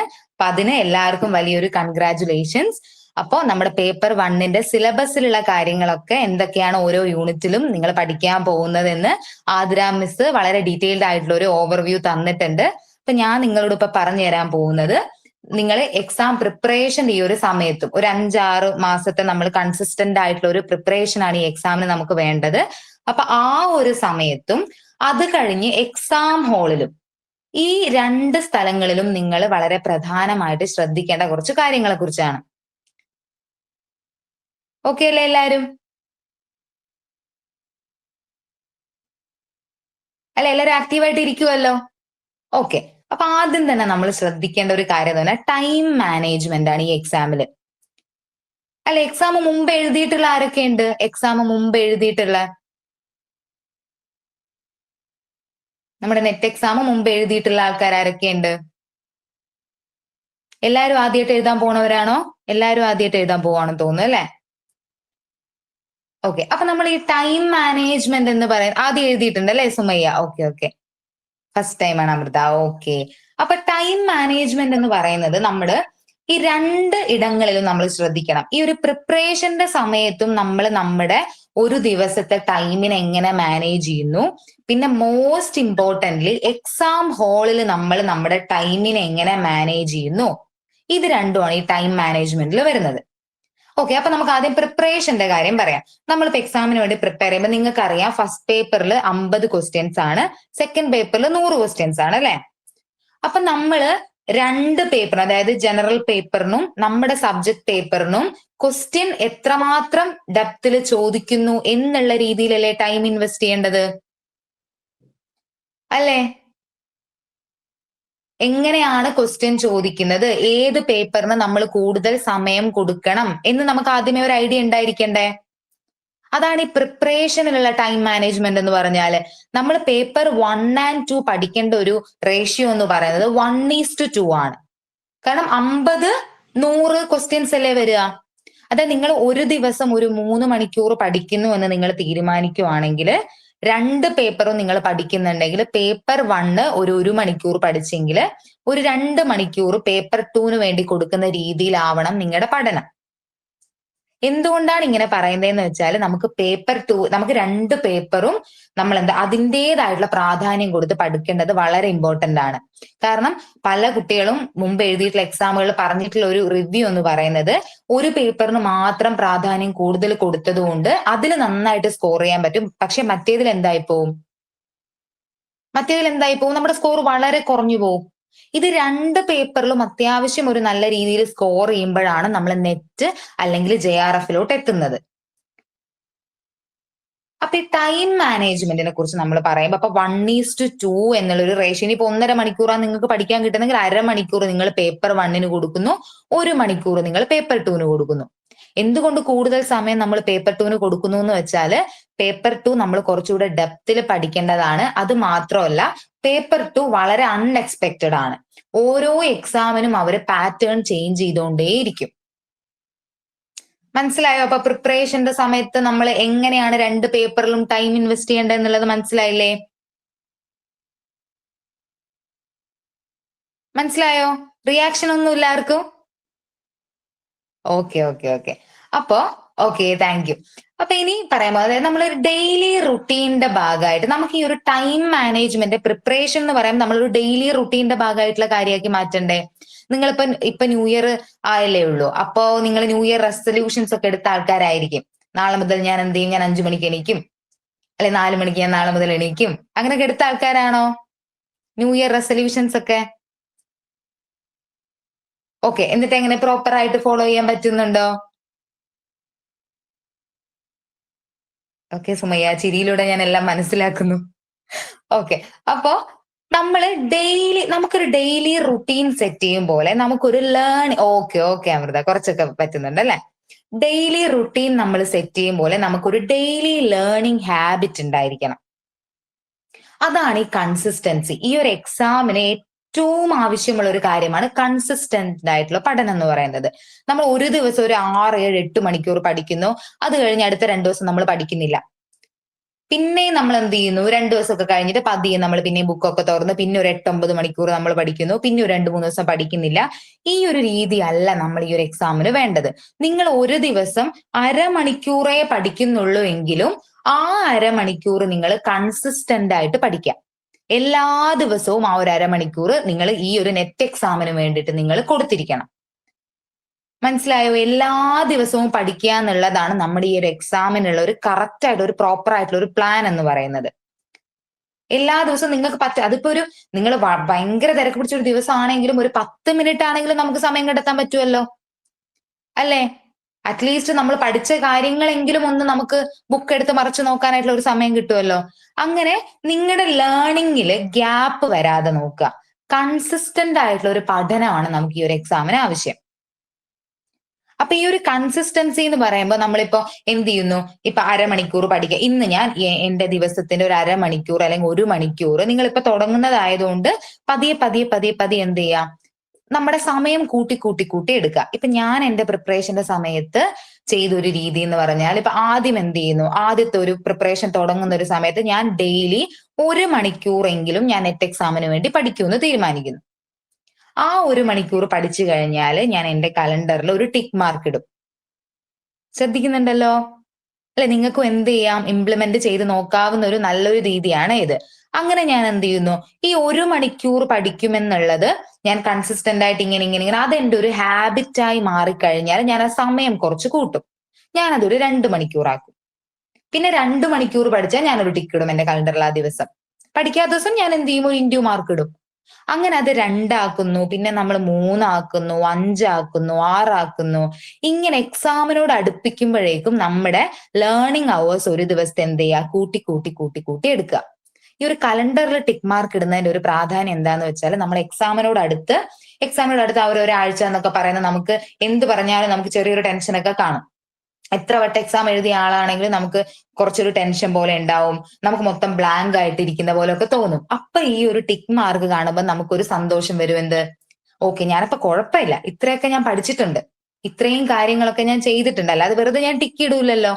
അങ്ങനെ കറക്റ്റ് നമ്മൾ പഠിച്ചതിന്റെ ഒരു എവിഡൻസ് നമ്മുടെ മുന്നിൽ കാണുമ്പോൾ അത് നമുക്ക് തരുന്ന ഒരു കോൺഫിഡൻസ് എന്ന് പറയുന്നത് വളരെ വലുതാണ്. അപ്പൊ എന്ത് ചെയ്യാ, നിങ്ങളും അങ്ങനെ ഒന്ന് ചെയ്ത് നോക്കുക.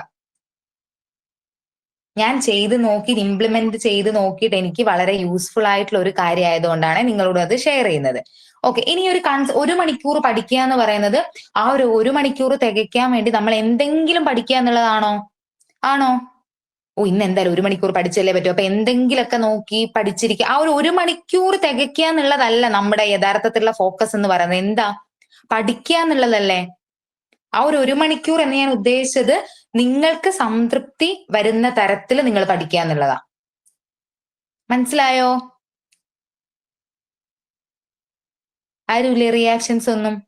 ഓക്കെ, അതായത് 1 മണിക്കൂർ, അതായത് എങ്ങനെയും 1 മണിക്കൂർ പഠിക്കുക എന്നതിനപ്പുറത്തോട്ടേക്ക് എന്ത് പഠിക്കുന്നു എന്നുള്ളത് വളരെ ഇമ്പോർട്ടന്റ് ആയിട്ടുള്ള കാര്യമല്ലേ? ഞാൻ കുറച്ചു മുമ്പ് ഒരു ലേണിംഗ് ഹാബിറ്റിനെ കുറിച്ച് പറഞ്ഞില്ലേ? നമ്മൾ നമ്മുടെ നെറ്റ് എക്സാമിന്റെ പ്രിപ്പറേഷന്റെ സമയത്തുള്ള ലേണിംഗ് ഹാബിറ്റില് നമ്മൾ ഇൻക്ലൂഡ് ചെയ്യേണ്ട വളരെ ബേസിക് ആയിട്ടുള്ള കുറച്ച് കാര്യങ്ങളുണ്ട്. അതാണ് എന്ത്, നിങ്ങൾക്ക് ഇപ്പൊ 10 യൂണിറ്റിനെ കുറിച്ച് ഒരു ഓവർവ്യൂ ആതിര മിസ് തന്നപ്പോ നിങ്ങൾ reading comprehension, data interpretation, mathematical reasoning ഈ 3 യൂണിറ്റുകളെ കുറിച്ച് ശ്രദ്ധിച്ചോ? റീഡിംഗ് കോംപ്രിഹെൻഷൻ, നമ്മുടെ ഒരു കോംപ്രിഹെൻഷൻ ഒരു പാസേജ് തന്നിട്ട് നമ്മളോട് അതിൽ നിന്ന് ക്വസ്റ്റ്യൻ ചോദിക്കുന്നത്. ഡാറ്റ ഇന്റർപ്രിട്ടേഷൻ, ബോക്സ് തന്നിട്ട് അതിൽ നിന്ന് നമ്മളോട് മാത്സ് ക്വസ്റ്റ്യൻ ചോദിക്കുന്നത്.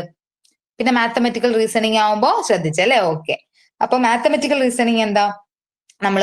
നമ്മൾ ഒരു 10th ലെവലിലേക്ക് നമ്മൾ പഠിച്ചിട്ടുള്ള മാത്സിന്റെ കോൺസെപ്റ്റ് ബേസ് ചെയ്തിട്ട് നമ്മളോട് ക്വസ്റ്റ്യൻ ചോദിക്കുന്നത്. ഈ 3 യൂണിറ്റ് നിങ്ങളുടെ ഡെയിലി ലേണിംഗ് ഹാബിറ്റിന്റെ ഭാഗമാക്കിയിട്ട് മാറ്റേണ്ട കുറച്ച് കാര്യങ്ങളെ കുറിച്ചാണ് പറയുന്നത്.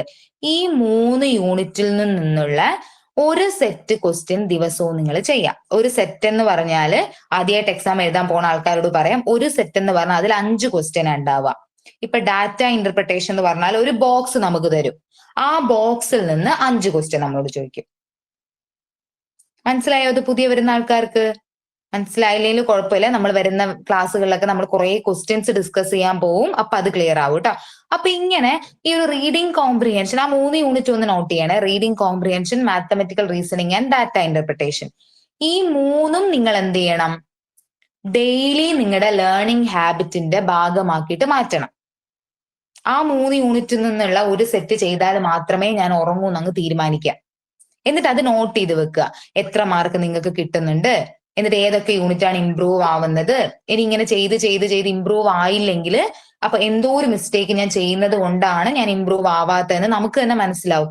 ഇതൊക്കെ നമ്മളെ തന്നെ ഇവാലുവേറ്റ് ചെയ്യുന്ന ഒരു രീതിയാ, അല്ലേ? മനസ്സിലായാലും? അങ്ങനെ 3 യൂണിറ്റിന്റെ കാര്യം നിങ്ങൾ ഇപ്പൊ തന്നെ പോയിട്ട് എല്ലാം കൂടെ ഒരുമിച്ച് ചെയ്യണം എന്നല്ല ഞാൻ പറയുന്നത്. പതിയെ ഈ 3 യൂണിറ്റിലുള്ള ഒരു സെറ്റ് ഓഫ് ക്വസ്റ്റ്യൻ ചെയ്യുന്നത് നിങ്ങളുടെ ലേണിംഗ് ഹാബിറ്റിന്റെ ഭാഗമാക്കിയിട്ട് മാറ്റുക. എന്നിട്ട് കുറച്ച് അങ്ങോട്ടേക്ക് എത്തുമ്പോഴേക്കും, അതായത് നമ്മുടെ എക്സാമിന് ഒരു 1-1.5 മാസമൊക്കെ മുമ്പിലുള്ളപ്പോ നമ്മൾ എന്ത് ചെയ്യും? ഒരു ഫുൾ ലെങ്ത്, അതായത് 1 അവറിലെ പേപ്പർ 1ന് നമുക്ക് 1 അവറാണ് ടൈം തന്നിരിക്കുന്നത്. അപ്പൊ ആ ഒരു ആ സമയം മാത്രമേ നമുക്ക് എടുക്കാവുന്നില്ല, അത് ഞാൻ കുറച്ച് കഴിഞ്ഞിട്ട് പറഞ്ഞുതരാം. അതായത് ഈ ഒരു 1 അവർ സമയത്തിനുള്ളിൽ ആ ഒരു കംപ്ലീറ്റ് നമ്മൾ എക്സാം ഹാളിൽ ഉള്ളതുപോലെ നമ്മൾ ടെസ്റ്റ് എടുക്കും. അപ്പോൾ ആദ്യം ഈ 3 യൂണിറ്റുകൾ നിങ്ങളുടെ ലേണിംഗ് ഹാബിറ്റിന്റെ ഒരു ഭാഗമാക്കി. 3 യൂണിറ്റ് എന്ന് പറയുമ്പോൾ നിങ്ങൾ ഓർക്കണം, 3 യൂണിറ്റ് എന്ന് പറയുമ്പോൾ 15 ക്വസ്റ്റ്യൻസ് ആയി, അല്ലേ?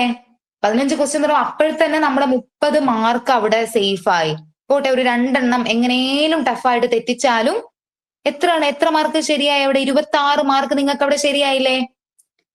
അല്ലേ? വലിയ മാർക്കല്ലേ അത്? നമ്മുടെ ഡെയിലി നമ്മളൊരു അരമണിക്കൂർ മാത്രം ഈ ഒരു 3 യൂണിറ്റ് ചെയ്ത് നോക്കാൻ ഇൻവെസ്റ്റ് ചെയ്യുന്നതിലൂടെ നമ്മുടെ ഒരു 26 അല്ലെങ്കിൽ 26 ആൻഡ് എബോവ് മാർക്ക് നമുക്ക് അവിടെ സ്കോർ ചെയ്യാനായിട്ട് പറ്റും. അത് നിങ്ങളുടെ മാർക്കിൽ മൊത്തത്തിൽ നിങ്ങളുടെ മാർക്ക് കാൽക്കുലേറ്റ് ചെയ്യുമ്പോൾ വലിയ വ്യത്യാസമാണ് വരുത്താൻ പോകുന്നത്. അപ്പൊ അതൊന്ന് നിങ്ങളുടെ ഇനി വരുന്ന ക്ലാസ്സുകളിലും ഞങ്ങൾ എല്ലാവരും ഇത് നിങ്ങളോട് പറഞ്ഞു തരും. അപ്പൊ അതൊന്ന് എന്ത് ചെയ്യുക? നിങ്ങളുടെ ലേണിംഗ് ഹാബിറ്റിന്റെ ഭാഗമാക്കുന്നത് ഒന്ന് ഓർത്ത് വെക്കുക ഇപ്പൊ. ഓക്കെ, ഇനി ഇപ്പൊ കൺസിസ്റ്റൻസിയുടെ കാര്യം പറഞ്ഞപ്പോഴാണ് നമ്മൾ ടൈം മാനേജ്മെന്റ് നമ്മുടെ റിവിഷന്റെ കാര്യം. റിവിഷൻ എത്രത്തോളം പ്രാധാന്യമുള്ളതാണെന്ന് നിങ്ങൾക്ക് അറിയായിരിക്കും. കാരണം നിങ്ങൾ ശ്രദ്ധിച്ചിട്ടുണ്ടോ, നെറ്റ് എക്സാം അല്ലാത്ത ഏത് എക്സാം ആണെങ്കിലും നിങ്ങൾ ഇങ്ങനെ ക്വസ്റ്റ്യൻ വായിക്കുമ്പോൾ എക്സാം ഹാളിൽ ഇരുന്ന് ക്വസ്റ്റ്യൻ വായിക്കുമ്പോൾ അയ്യോ ഞാനിത് എവിടെയോ കേട്ടിട്ടുണ്ടല്ലോ, ഞാനിത് എവിടെയോ വായിച്ചിട്ടുണ്ടല്ലോ, അല്ലെങ്കിൽ അയ്യോ ഇത് എന്തായിരുന്നു, ഇങ്ങനെ ഒരു കൺഫ്യൂഷൻ വരുന്ന ഒരു അവസ്ഥ ഉണ്ടായിട്ടുണ്ടോ? അതായത് നമുക്കതിനെ കുറിച്ച് പൂർണ്ണമായിട്ട് അറിയയില്ല, എന്നാൽ കുറച്ച് എന്തൊക്കെ അറിയുകയും ചെയ്യാം, പക്ഷെ നമുക്ക് ആൻസർ ചെയ്യാൻ പറ്റാത്തൊരവസ്ഥ അതുണ്ടായിട്ടുണ്ടോ ഏതെങ്കിലുമൊക്കെ എക്സാം എഴുതുമ്പോ? അതായത് ഇത് ഞാൻ എവിടെയോ കേട്ടിട്ടുണ്ട്, പക്ഷെ കറക്റ്റ് നമ്മളിങ്ങനെ അറിയോ എന്റെ നാവിന്റെ തുമ്പത്തുണ്ട്, അല്ലെ, അതിന്റെ ആൻസർ എനിക്ക് കിട്ടുന്നില്ലല്ലോ, അങ്ങനെ ഒരു അവസ്ഥ ഉണ്ടായിട്ടുണ്ടോ ഏതെങ്കിലും ഒരു എക്സാം ഹോളിൽ വെച്ചിട്ട്? ഉണ്ടല്ലോ, അല്ലെ? അതെന്തുകൊണ്ടാന്ന് വെച്ചാൽ നമുക്ക് പ്രോപ്പർ ആയിട്ടൊരു റിവിഷൻ ഇല്ലാത്തതുകൊണ്ടാ. കാരണം നമ്മൾ പഠിച്ച കാര്യമാണ്, പക്ഷെ നമുക്ക് റീകളക്ട് ചെയ്യാൻ പറ്റുന്നില്ല എക്സാം ഹാളിൽ. നമ്മൾ എത്ര പഠിച്ചു എന്ന് പറഞ്ഞാലും എക്സാം ഹാളിൽ ആ 3 മണിക്കൂറിൽ നമുക്ക് റീകളക്ട് ചെയ്തെടുക്കാൻ പറ്റുന്നിടത്താണ് നമ്മൾ ജയിക്കുന്നത്, അല്ലേ? ആ 3 മണിക്കൂറിൽ നമുക്ക് ഓർത്തെടുക്കാൻ പറ്റണ്ടേ? അപ്പൊ ആ 3 മണിക്കൂറിൽ ആ ഒരു എക്സാം ഹാളില് അവിടെ ഇരുന്നുകൊണ്ട് നമുക്ക് ഓർത്തെടുക്കാൻ പറ്റണമെങ്കിൽ നമ്മൾ പ്രോപ്പർ ആയിട്ട് റിവൈസ് ചെയ്യണം. ഈ ഒരു എക്സാമിന് നിങ്ങൾ ഇതൊന്നുകൂടെ ശ്രദ്ധിക്കുക. നമ്മൾ കൂടുതൽ പഠിക്കുക എന്നതല്ല ഇതിവിടെ പ്രാധാന്യം. പഠിച്ച കാര്യങ്ങളെ കുറിച്ച് വളരെ ഇൻഡെപ്ത് ആയിട്ടുള്ള ഒരു അറിവ് നമുക്ക് ഉണ്ടാവുക എന്നുള്ളതാണ്. നിങ്ങൾ ഇത് നെറ്റ് എക്സാമിനെ കുറിച്ച് പറയുന്ന ഒരു ഫ്രേസ് ആണ്, ഒരു സെന്റൻസ് ആണ്. If you know enough it is enough to qualify NET exam എന്നാ. If you know enough it is enough to qualify NET exam. നിങ്ങൾക്ക് മതിയായ അളവിലുള്ള കാര്യങ്ങൾ അറിയാമെങ്കിൽ അത് മതി നിങ്ങൾക്ക് നെറ്റ് എക്സാം ക്വാളിഫൈ ആവാൻ. നെറ്റ് എക്സാം ക്വാളിഫൈ ആയിട്ടുള്ള ആൾക്കാരൊക്കെ ഈ ഫസ്റ്റ് പേപ്പറിലും സെക്കൻഡ് പേപ്പറിലും എല്ലാം അറിയുന്ന ആൾക്കാരൊന്നും അല്ല. അങ്ങനെയൊന്നും ആരും പേടിക്കണ്ട കേട്ടോ. പക്ഷെ നമ്മൾ എന്ത് ചെയ്യണം? അറിയേണ്ട കാര്യങ്ങൾ നമ്മൾ അറിയണ്ടേ? എക്സാമിന് എങ്ങനെ ചോദിക്കുന്നു എന്ന് മനസ്സിലാക്കിയിട്ട് ആ കാര്യങ്ങൾ നമ്മൾ അറിഞ്ഞിരിക്കണമല്ലോ, അല്ലേ? വേണമെങ്കിൽ ഒരു തംസപ്പ് തരൂ. അല്ലെ? അറിയേണ്ട, എക്സാം ഡിമാൻഡ് ചെയ്യുന്ന തരത്തിലുള്ള കാര്യങ്ങൾ നമ്മൾ അറിഞ്ഞിരിക്കണമല്ലോ. ഓക്കെ, അപ്പൊ അതാണ്. അതുകൊണ്ട് നിങ്ങൾ എന്താ ആലോചിക്കരുത്, അയ്യോ കുറേ പഠിക്കുന്ന ആൾക്കാർക്ക്, എല്ലാം അറിയുന്ന ആൾക്കാർക്ക് മാത്രം കിട്ടുന്ന ഒരു എക്സാം ആണിതെന്ന് ഒരിക്കലും എന്ത് ചെയ്യാൻ പാടില്ല, ചിന്തിക്കാൻ പാടില്ല. If you know enough it is enough to qualify this exam. അപ്പൊ അതെപ്പോഴും എന്ത് ചെയ്യാ, ഒന്ന് മനസ്സിൽ ഓർക്കുക. അല്ലെ, നമുക്ക് എപ്പോഴും പ്രിപ്പറേഷന്റെ സമയത്ത് തോന്നുന്നൊരു കാര്യമാണ്, ഞാൻ കുറച്ചുകൂടെ പഠിക്കണ്ടേ, നെറ്റ് എക്സാം അല്ലേ, കുറച്ചുകൂടെ പഠിക്കണ്ടേ. സെക്കൻഡ് പേപ്പറിലൊക്കെ നമുക്ക് എപ്പോഴും തോന്നും ഇത് മതിയോ. ഇങ്ങനെ നമുക്ക് മതിയാവില്ല എന്ന് തോന്നിയാൽ നമുക്ക് റിവിഷൻ പ്രോപ്പർ ആയിട്ട് ചെയ്യാൻ പറ്റില്ല. നിങ്ങൾ ശരിക്കും പറഞ്ഞാൽ എക്സാമിന്റെ ആ ഒരു ലാസ്റ്റ് ഒരു 1 month ഒക്കെ കറക്റ്റ് നല്ല രീതിയിൽ റിവൈസ് ചെയ്താൽ നിങ്ങൾ പഠിച്ചെടുത്ത കാര്യങ്ങൾ നിങ്ങൾക്ക് പ്രോപ്പർ ആയിട്ട് എക്സാം ഹോള് റീകളക്ട് ചെയ്തെടുക്കാൻ പറ്റും. പിന്നെ ഒരു പ്രശ്നം, ഈ ഒരു റീസെന്റ് എക്സാം കഴിഞ്ഞതിലും കുട്ടികൾ പറഞ്ഞിട്ടുള്ളത്, അതായത് നമുക്ക് 4 ഓപ്ഷൻസ് ആണ് നമുക്ക് തരിക. അതില് നമ്മൾ പ്രോപ്പർ ആയിട്ട് പഠിച്ചിട്ടുള്ള ഒരാൾക്ക് നമുക്ക് 2 ഓപ്ഷൻസ് കാണുമ്പോൾ തന്നെ എലിമിനേറ്റ് ചെയ്യാൻ പറ്റും. എലിമിനേറ്റ് ചെയ്യാന്ന് പറഞ്ഞാല് എന്തായാലും ഈ 2 എണ്ണം ഉത്തരമായിട്ട് വരില്ല എന്ന് നമുക്ക് എലിമിനേറ്റ് ചെയ്യാൻ പറ്റും.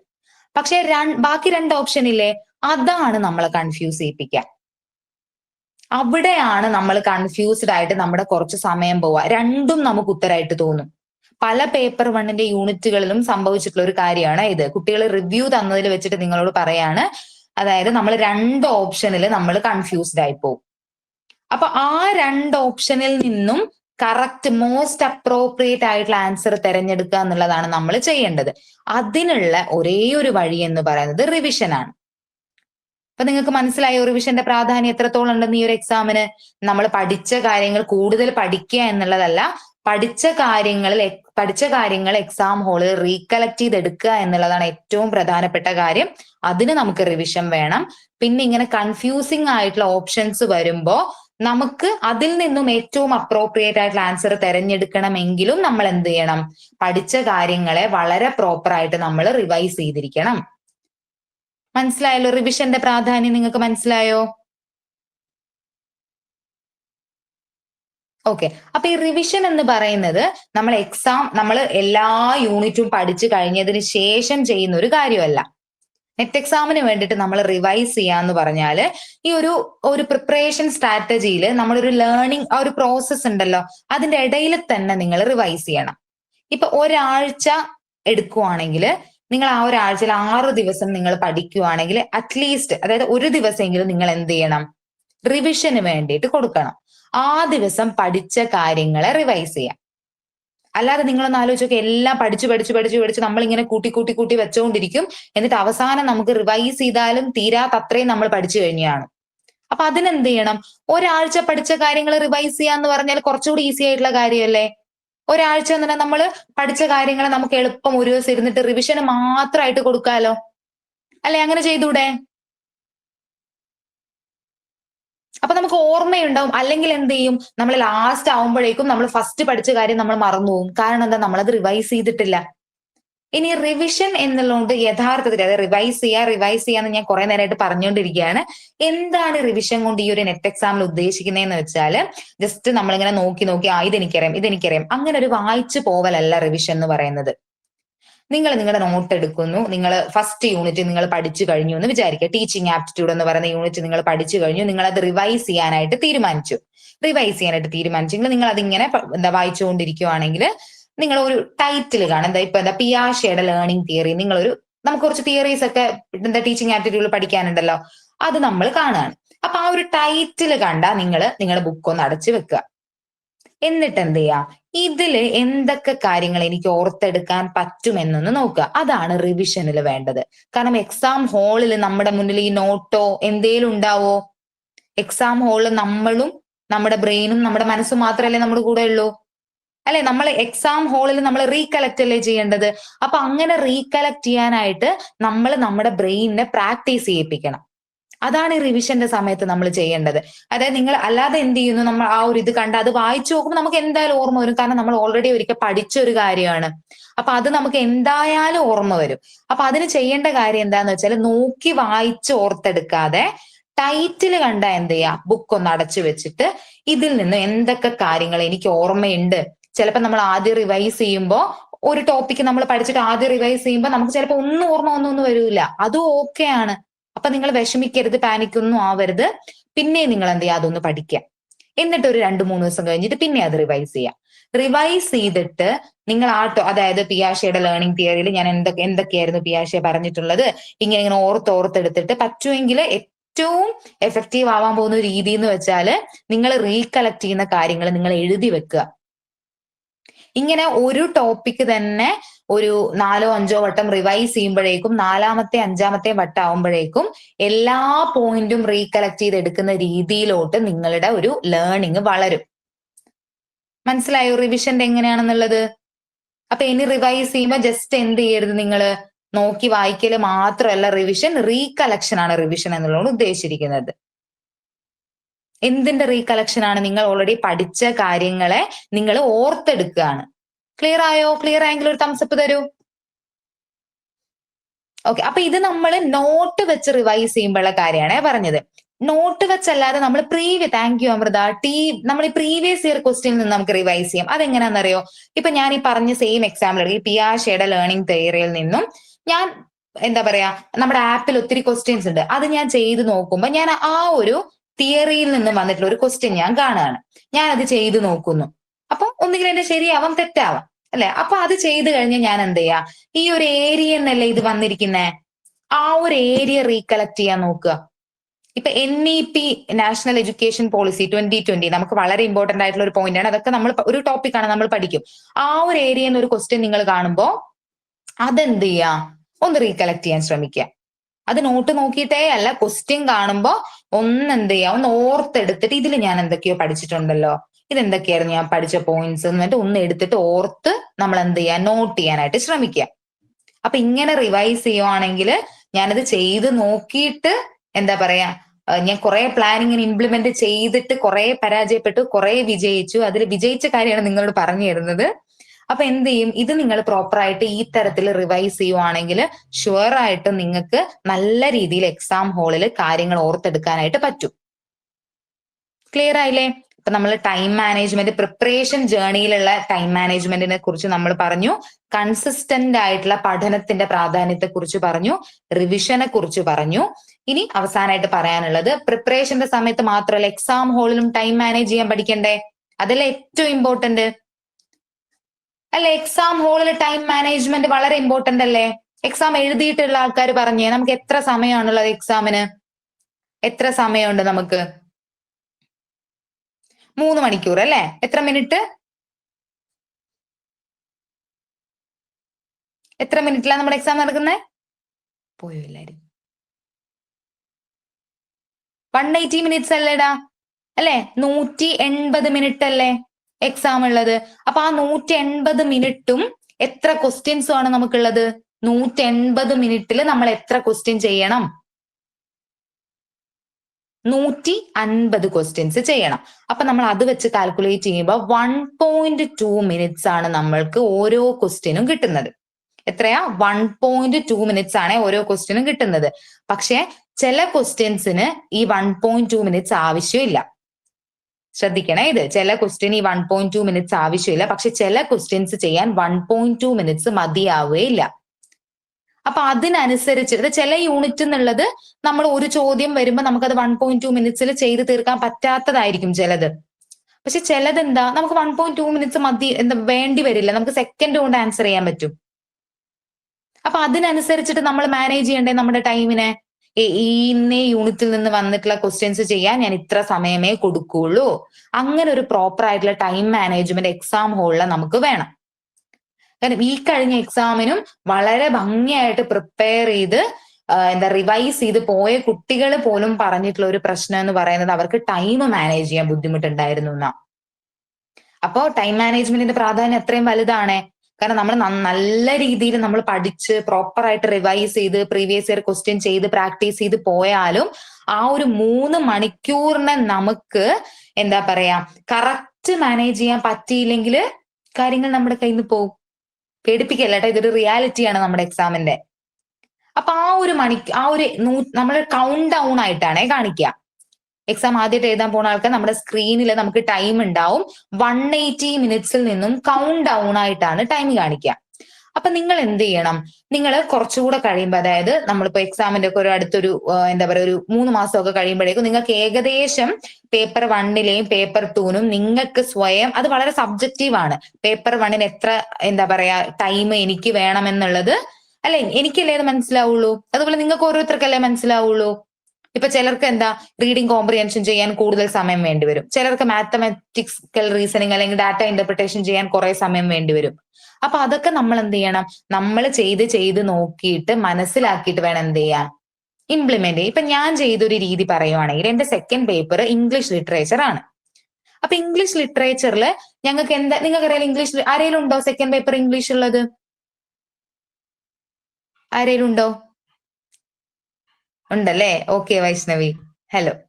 അപ്പൊ സെക്കൻഡ് പേപ്പറിൽ നമുക്ക് ചെയ്യാനായിട്ടൊന്നുമില്ല, നമുക്ക് മൊത്തം എന്താ വായിക്കുക, മനസ്സിനെ അവിടെ കറക്റ്റ് എന്താ പറയാ നമ്മുടെ പ്രസൻസ് ഓഫ് മൈൻഡ് അവിടെ ഉണ്ടായിരിക്കുക, എന്നിട്ട് നമ്മൾ റീകളക്ട് ചെയ്തെടുക്കുക എന്നാ പറയുന്നത്. അപ്പൊ ഞാൻ ചെയ്യുന്ന ഒരു കാര്യം എന്ന് വെച്ചാൽ നമുക്ക് എക്സാമിന്റെ ഇടയിൽ ഈ 3 മണിക്കൂർ നമുക്ക് എങ്ങനെ വേണേലും ഇൻവെസ്റ്റ് ചെയ്യാം. നിങ്ങൾക്ക് സെക്കൻഡ് പേപ്പർ വേണേ ആദ്യം ചെയ്യാം, ഫസ്റ്റ് പേപ്പർ വേണേ ആദ്യം ചെയ്യാം, അതൊക്കെ നിങ്ങളുടെ കയ്യിലാണ്, എല്ലാം നിങ്ങളുടെ ഇഷ്ടമാണ്. അപ്പൊ എന്നിട്ട് എന്ത് ചെയ്യാം, ഞാൻ ചെയ്യുന്ന ഒരു കാര്യം, ഞാൻ എന്റെ 1 മണിക്കൂർ 15 മിനിറ്റ് ആണ് പേപ്പർ 1ന് കൊടുക്കുന്നത്. ഇത് ഞാൻ എന്റെ പഠന രീതിയും എന്റെ എക്സാം ഹാളിലുള്ള രീതിയും വെച്ച് ഞാൻ ഉണ്ടാക്കിയ ഒരു രീതിയാണ്. ഇതിനനുസരിച്ച് എന്ന് വെച്ചാൽ ഓരോരുത്തരുടെ ഇതിനനുസരിച്ചിട്ടാണ് അത് ഉണ്ടാക്കേണ്ടത്. കാരണം എന്താന്ന് വെച്ചാൽ ഞാനിപ്പോ എന്താ പറയാ ഞാൻ ആ ഒരു 1 അവർ ഞാൻ ഡാറ്റ ഇന്റർപ്രിട്ടേഷൻ ഒഴിച്ച് ബാക്കി എല്ലാ ക്വസ്റ്റ്യൻസും ചെയ്യും. എന്നിട്ട് ആ 1 അവറിന് ശേഷമുള്ള 15 മിനിറ്റ് ഞാൻ ഡാറ്റ, അതായത് ബോക്സ് തന്നിട്ട് മാത്സിന്റെ ക്വസ്റ്റ്യൻ ചോദിക്കും എന്ന് പറഞ്ഞില്ലേ, അതിന് മാത്രമായിട്ട് ഞാൻ കൊടുക്കും. മനസ്സിലായോ? എന്നിട്ട് ഈ ഒരു 1 അവർ 15 മിനിറ്റ് കഴിയുമ്പോഴേക്കും അതിനപ്പുറത്തോട്ടൊരു സമയം ഞാൻ പേപ്പർ 1ന് കൊടുക്കില്ല. അതിനപ്പുറത്തോട്ടൊരു സമയം പേപ്പർ 1ന് കൊടുത്താൽ പിന്നെ പേപ്പർ 2ന് എനിക്ക് സമയം ആവശ്യം, അതായത് സമയം മതിയാവില്ല. എനിക്ക് പേപ്പർ 2ന് കറക്റ്റ് വേണ്ട സമയമാണ് ഈ 1 മണിക്കൂർ 45 മിനിറ്റ് എന്ന് പറയുന്നത്. അപ്പൊ അത് കൃത്യമായിട്ട് എനിക്ക്, അതായത് ഈ ഒരു കാര്യം നിങ്ങൾ എന്ത് ചെയ്യണം, ആദ്യമേ പ്ലാൻ ചെയ്ത് പോകണം.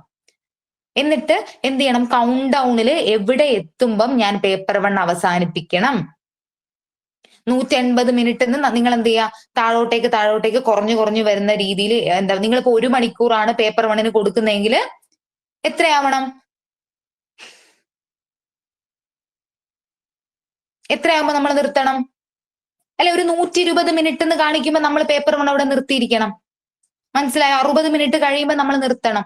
അതിനപ്പുറത്തോട്ട് സമയം നമ്മൾ പേപ്പർ 1ന് കൊടുക്കാൻ പാടില്ല. കാരണം ടൈം മാനേജ്മെന്റിന്റെ പ്രശ്നം എപ്പോഴും പറയുന്നത് എന്താന്ന് വെച്ചാൽ പല കുട്ടികളും മുമ്പ് ചെയ്തിട്ടുള്ളതിൽ ഡാറ്റ ഇന്റർപ്രിട്ടേഷൻ ഉണ്ടല്ലോ, അത് ആദ്യം ചെയ്യാൻ തുടങ്ങിയിട്ട് ഈ മാത്സിന്റെ ഒരു പ്രത്യേകത എന്താന്ന് വെച്ചാൽ നമുക്ക് ആൻസർ കിട്ടാതെ നമുക്ക് അതിനെ അവിടെ ഇട്ടിട്ട് മുന്നോട്ട് പോകാൻ നമ്മുടെ മനസ്സ് നമ്മൾ അനുവദിക്കില്ല. കുറച്ചുകൂടെ ചെയ്താൽ ചിലപ്പോൾ കിട്ടുമായിരിക്കും, ഒരു 2 സ്റ്റെപ്പ് കൂടെ ചെയ്താൽ കിട്ടുമായിരിക്കും, ഇങ്ങനെയൊക്കെ നമ്മളെ തോന്നിയിട്ട് നമ്മളെ പിടിച്ചു നിർത്തും. അപ്പൊ എന്ത് ചെയ്യും, നമ്മുടെ സെക്കൻഡ് പേപ്പറിനും ഫസ്റ്റ് പേപ്പറിലെ മറ്റു ക്വസ്റ്റ്യൻസിനും വേണ്ട സമയമാണ് അവിടെ തീർന്നു പോയിക്കൊണ്ടിരിക്കുന്നത്. അപ്പൊ ടൈം മാനേജ്മെന്റിന്റെ പ്രാധാന്യം ഇത്രയെന്ന് മനസ്സിലായല്ലോ. ഇത് ഇപ്പോഴൊന്നും നിങ്ങൾ സ്ട്രെസ്ഡ് ആയിട്ട് ചെയ്യേണ്ട കാര്യമല്ല. നമ്മൾ കുറച്ച് അങ്ങോട്ടെത്തി ഒരു എന്താ പറയുക ഒരു 5-6 യൂണിറ്റ് ഒക്കെ കഴിഞ്ഞാൽ നമ്മൾ ഫുൾ ലെങ്ത് ടെസ്റ്റുകൾ എടുത്ത് തുടങ്ങും. അപ്പൊ നിങ്ങൾക്ക് മനസ്സിലാവും നിങ്ങളുടെ പേപ്പർ 1ന് നിങ്ങൾക്ക് ഓരോരുത്തർക്കും എത്ര സമയം ആവശ്യമുണ്ടെന്ന്. അതിനനുസരിച്ചിട്ട് പ്രോപ്പർ ആയിട്ട് ഒരു ടൈം സെറ്റ് ചെയ്തിട്ട് പിന്നെ ഇത് പ്രാക്ടീസ് ചെയ്യണം. എന്ത് ചെയ്യണം, ഈ 3 മണിക്കൂറുള്ള തുടർച്ചയായിട്ടുള്ള എക്സാം ഹാളിലല്ല പോയിട്ട്, നമ്മൾ എക്സാം ഹാളിൽ പോയിട്ട് മാത്രമല്ല എടുക്കണം, അതിനു മുമ്പേ നമ്മൾ പ്രാക്ടീസ് ചെയ്യണം. നിങ്ങളിപ്പോ ഏതെങ്കിലും ഒരു ഡേ നിങ്ങൾ എന്താ പറയാ ഓഫ് ആയിട്ടുള്ള ഒരു എന്താ പറയാ ലീവ് ഉള്ള ഒരു ദിവസം ഉണ്ടാവുമല്ലോ, അല്ലെ നിങ്ങൾ എന്താ പറയാ നിങ്ങൾക്ക് തന്നെ റെസ്റ്റ് കൊടുക്കുന്ന ഒരു ദിവസമോ, അല്ലെ അങ്ങനെ ഏതെങ്കിലും ഒരു ദിവസം നിങ്ങൾ ഫ്രീ ആയിട്ടിരിക്കുന്ന ഒരു ദിവസം. അപ്പൊ ആ ഒരു ഫ്രീ ആയിട്ടിരിക്കുന്ന ദിവസം നിങ്ങൾ 3 മണിക്കൂറിലെ ടെസ്റ്റ് എടുക്കുക. 3 മണിക്കൂറിലെ ടെസ്റ്റ് എടുക്കുമ്പോ നിങ്ങൾ എന്ത് ചെയ്യണം, മനസ്സിലാവുന്നുണ്ടോ എല്ലാവർക്കും? ഓക്കെ, 3 മണിക്കൂറിലെ ടെസ്റ്റ് എടുക്കുമ്പോൾ എന്ത് ചെയ്യണം നിങ്ങള്? അതായത് നമ്മുടെ എക്സാം 2 ഷിഫ്റ്റുകളിലായിട്ടാണ് നടത്തുക. രാവിലെ, അതായത് ഏതെങ്കിലും ഒരു ഷിഫ്റ്റിലേ നമുക്ക് എക്സാം ഉണ്ടാവുള്ളൂ. 9 മണി മുതൽ 12 മണി വരെയുള്ള ഒരു ഷിഫ്റ്റ് ഉണ്ട്. അത് കഴിഞ്ഞിട്ട് ചിലപ്പോൾ വേറെ സബ്ജക്റ്റിനായിരിക്കും വൈകുന്നേരം 3 മണി മുതൽ 6 മണി വരെ. 9 to 12ഉം 3 to 6ഉം 2 ഷിഫ്റ്റുകളിലായിട്ടാണ് സാധാരണ നമ്മുടെ എക്സാമുകൾ നടക്കുന്നത്. അപ്പൊ ഈ ഒരു സമയത്ത് എക്സാം എടുത്ത് നിങ്ങളെ ശീലിപ്പിക്കുക. കാരണം ഉച്ച കഴിഞ്ഞ് ഭക്ഷണമൊക്കെ കഴിഞ്ഞ് ചെറുതായിട്ട് ഒരു 3 മണി 3:30 ആകുമ്പോൾ ഉറങ്ങുന്ന ആൾക്കാരൊക്കെ ഉണ്ടെങ്കിൽ അത് നമ്മൾ മാറ്റിയെടുക്കണം. കാരണം നമുക്ക് എക്സാം ഹോളിൽ നിന്ന് ഉറക്കം വരൂലേ?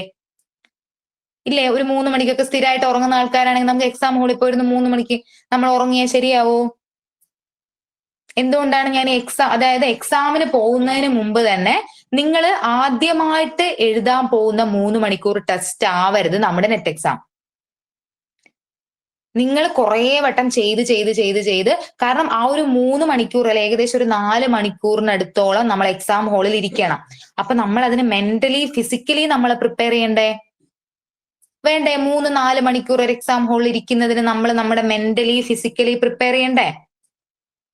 വേണോ വേണ്ടയോ? ഓക്കെ, അപ്പൊ അതിന് വേണ്ടിയിട്ടാണ് നമ്മൾ എന്ത് ചെയ്യണത്? ഈ ഒരു 3 മണിക്കൂർ ടെസ്റ്റ് എടുക്കണം എന്ന് പറയുന്നത്. ഓക്കെ, ക്ലിയർ ആയല്ലോ നമ്മൾ ഇത്രയും പറഞ്ഞ കാര്യങ്ങള്? അപ്പൊ നമ്മൾ ടൈം മാനേജ്മെന്റിനെ കുറിച്ച് പറഞ്ഞു, കൺസിസ്റ്റന്റ് ആയിട്ടുള്ള പഠനത്തെ കുറിച്ച് പറഞ്ഞു, റിവിഷനെ കുറിച്ച് പറഞ്ഞു. ഓക്കെ, അപ്പൊ നിങ്ങൾ എന്ത് ചെയ്യുക? നല്ല രീതിയിൽ ഒരു പ്ലാൻ ഉണ്ടാക്കുക പഠിക്കാനായിട്ട്. എന്നിട്ട് പ്രോപ്പർ ആയിട്ട് എല്ലാ ക്ലാസ്സുകളും അറ്റൻഡ് ചെയ്യുക. പ്രോപ്പർ ആയിട്ട് ആ പ്ലാൻ ഫോളോ ചെയ്ത് പഠിച്ച് റിവൈസ് ചെയ്ത് പ്രീവിയസ് ഇയർ ക്വസ്റ്റ്യൻ പ്രാക്ടീസ് ചെയ്ത് പോവുക.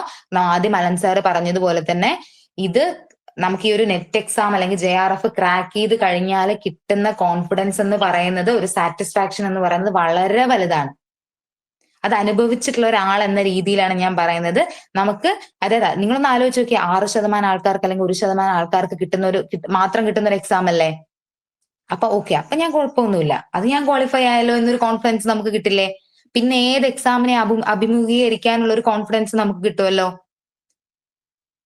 ഇല്ലേ? അപ്പൊ അതൊക്കെ മനസ്സിൽ കണ്ടുകൊണ്ട് വളരെ ഹാപ്പി ആയിട്ട് എന്ത് ചെയ്യാം, നമുക്ക് ഇന്ന് നമ്മുടെ ജേർണി സ്റ്റാർട്ട് ചെയ്യാം. നിങ്ങളുടെ കൂടെ ഞാനും മാധുര മിസ്സും അലൻ സാറും ഞങ്ങളുടെ ഹോൾ I+ ടീമും ഉണ്ടാവും. നിങ്ങൾക്ക് എല്ലാവർക്കും വളരെ ഭംഗിയായിട്ട് പഠിച്ചിട്ട് നെറ്റും JRFും എല്ലാം ക്വാളിഫൈ ചെയ്യാൻ പറ്റട്ടെ എന്ന് ആത്മാർത്ഥമായിട്ട് പ്രാർത്ഥിക്കുകയാണ്. ഓക്കെ, അപ്പൊ നമുക്ക് ഇനി വരുന്ന ക്ലാസ്സുകളിൽ കാണാം. താങ്ക് യു മിസ്സേ. Okay, thank you everyone. ഒരു കാര്യം കൂടി ഒന്ന് ഓർമ്മിപ്പിച്ചോട്ടെ, നമ്മൾ അടുത്ത ക്ലാസ് തൊട്ട് റെഗുലർ ക്ലാസ്സസ് സ്റ്റാർട്ട് ചെയ്യുവാണ്. ആദ്യത്തെ കുറച്ച് ക്ലാസ്സുകൾ നമ്മൾ ക്വസ്റ്റ്യൻ ഡിസ്കഷൻ ആയിരിക്കും. ഈ ക്വസ്റ്റ്യൻ ഡിസ്കഷൻ എന്ന് പറയുമ്പോൾ നമുക്ക് കൃത്യമായിട്ട് നിങ്ങൾക്ക് എങ്ങനെയാണ് ക്വസ്റ്റ്യൻ പേപ്പർ അനലൈസ് ചെയ്യേണ്ടത്, നിങ്ങൾ എന്താണ് ചെയ്യേണ്ടത്, എങ്ങനെയാണ് ചെയ്യേണ്ടത് എന്നുള്ളതിനെ കുറിച്ചിട്ടുള്ള ഒരു ധാരണ തരികയാണ് ആദ്യം ചെയ്യുക. അത് കഴിഞ്ഞിട്ടായിരിക്കും നമ്മൾ ടോപ്പിക് വൈസ് ക്ലാസ്സസ് തുടങ്ങുക. മാക്സിമം ലൈവ് ക്ലാസ്സുകൾ മിസ്സാക്കാതെ നോക്കുക. മൺഡേ, വെനസ്ഡേ, ഫ്രൈഡേ രാത്രി 8 to 9 മണി വരെയാണ് നിങ്ങൾക്ക് ലൈവ് ക്ലാസ്സസ് വരിക. മാക്സിമം ലൈവ് ക്ലാസ്സുകൾ തന്നെ അറ്റൻഡ് ചെയ്യാനായിട്ട് നോക്കുക. അപ്പോൾ വരുന്ന ക്ലാസ്സുകളിൽ കാണാം. ഓക്കെ അല്ലേ? സോ ഇന്നത്തെ സെഷൻ ഇവിടെ വൈൻഡ് അപ്പ് ചെയ്യുവാണ്. Thank you and good night.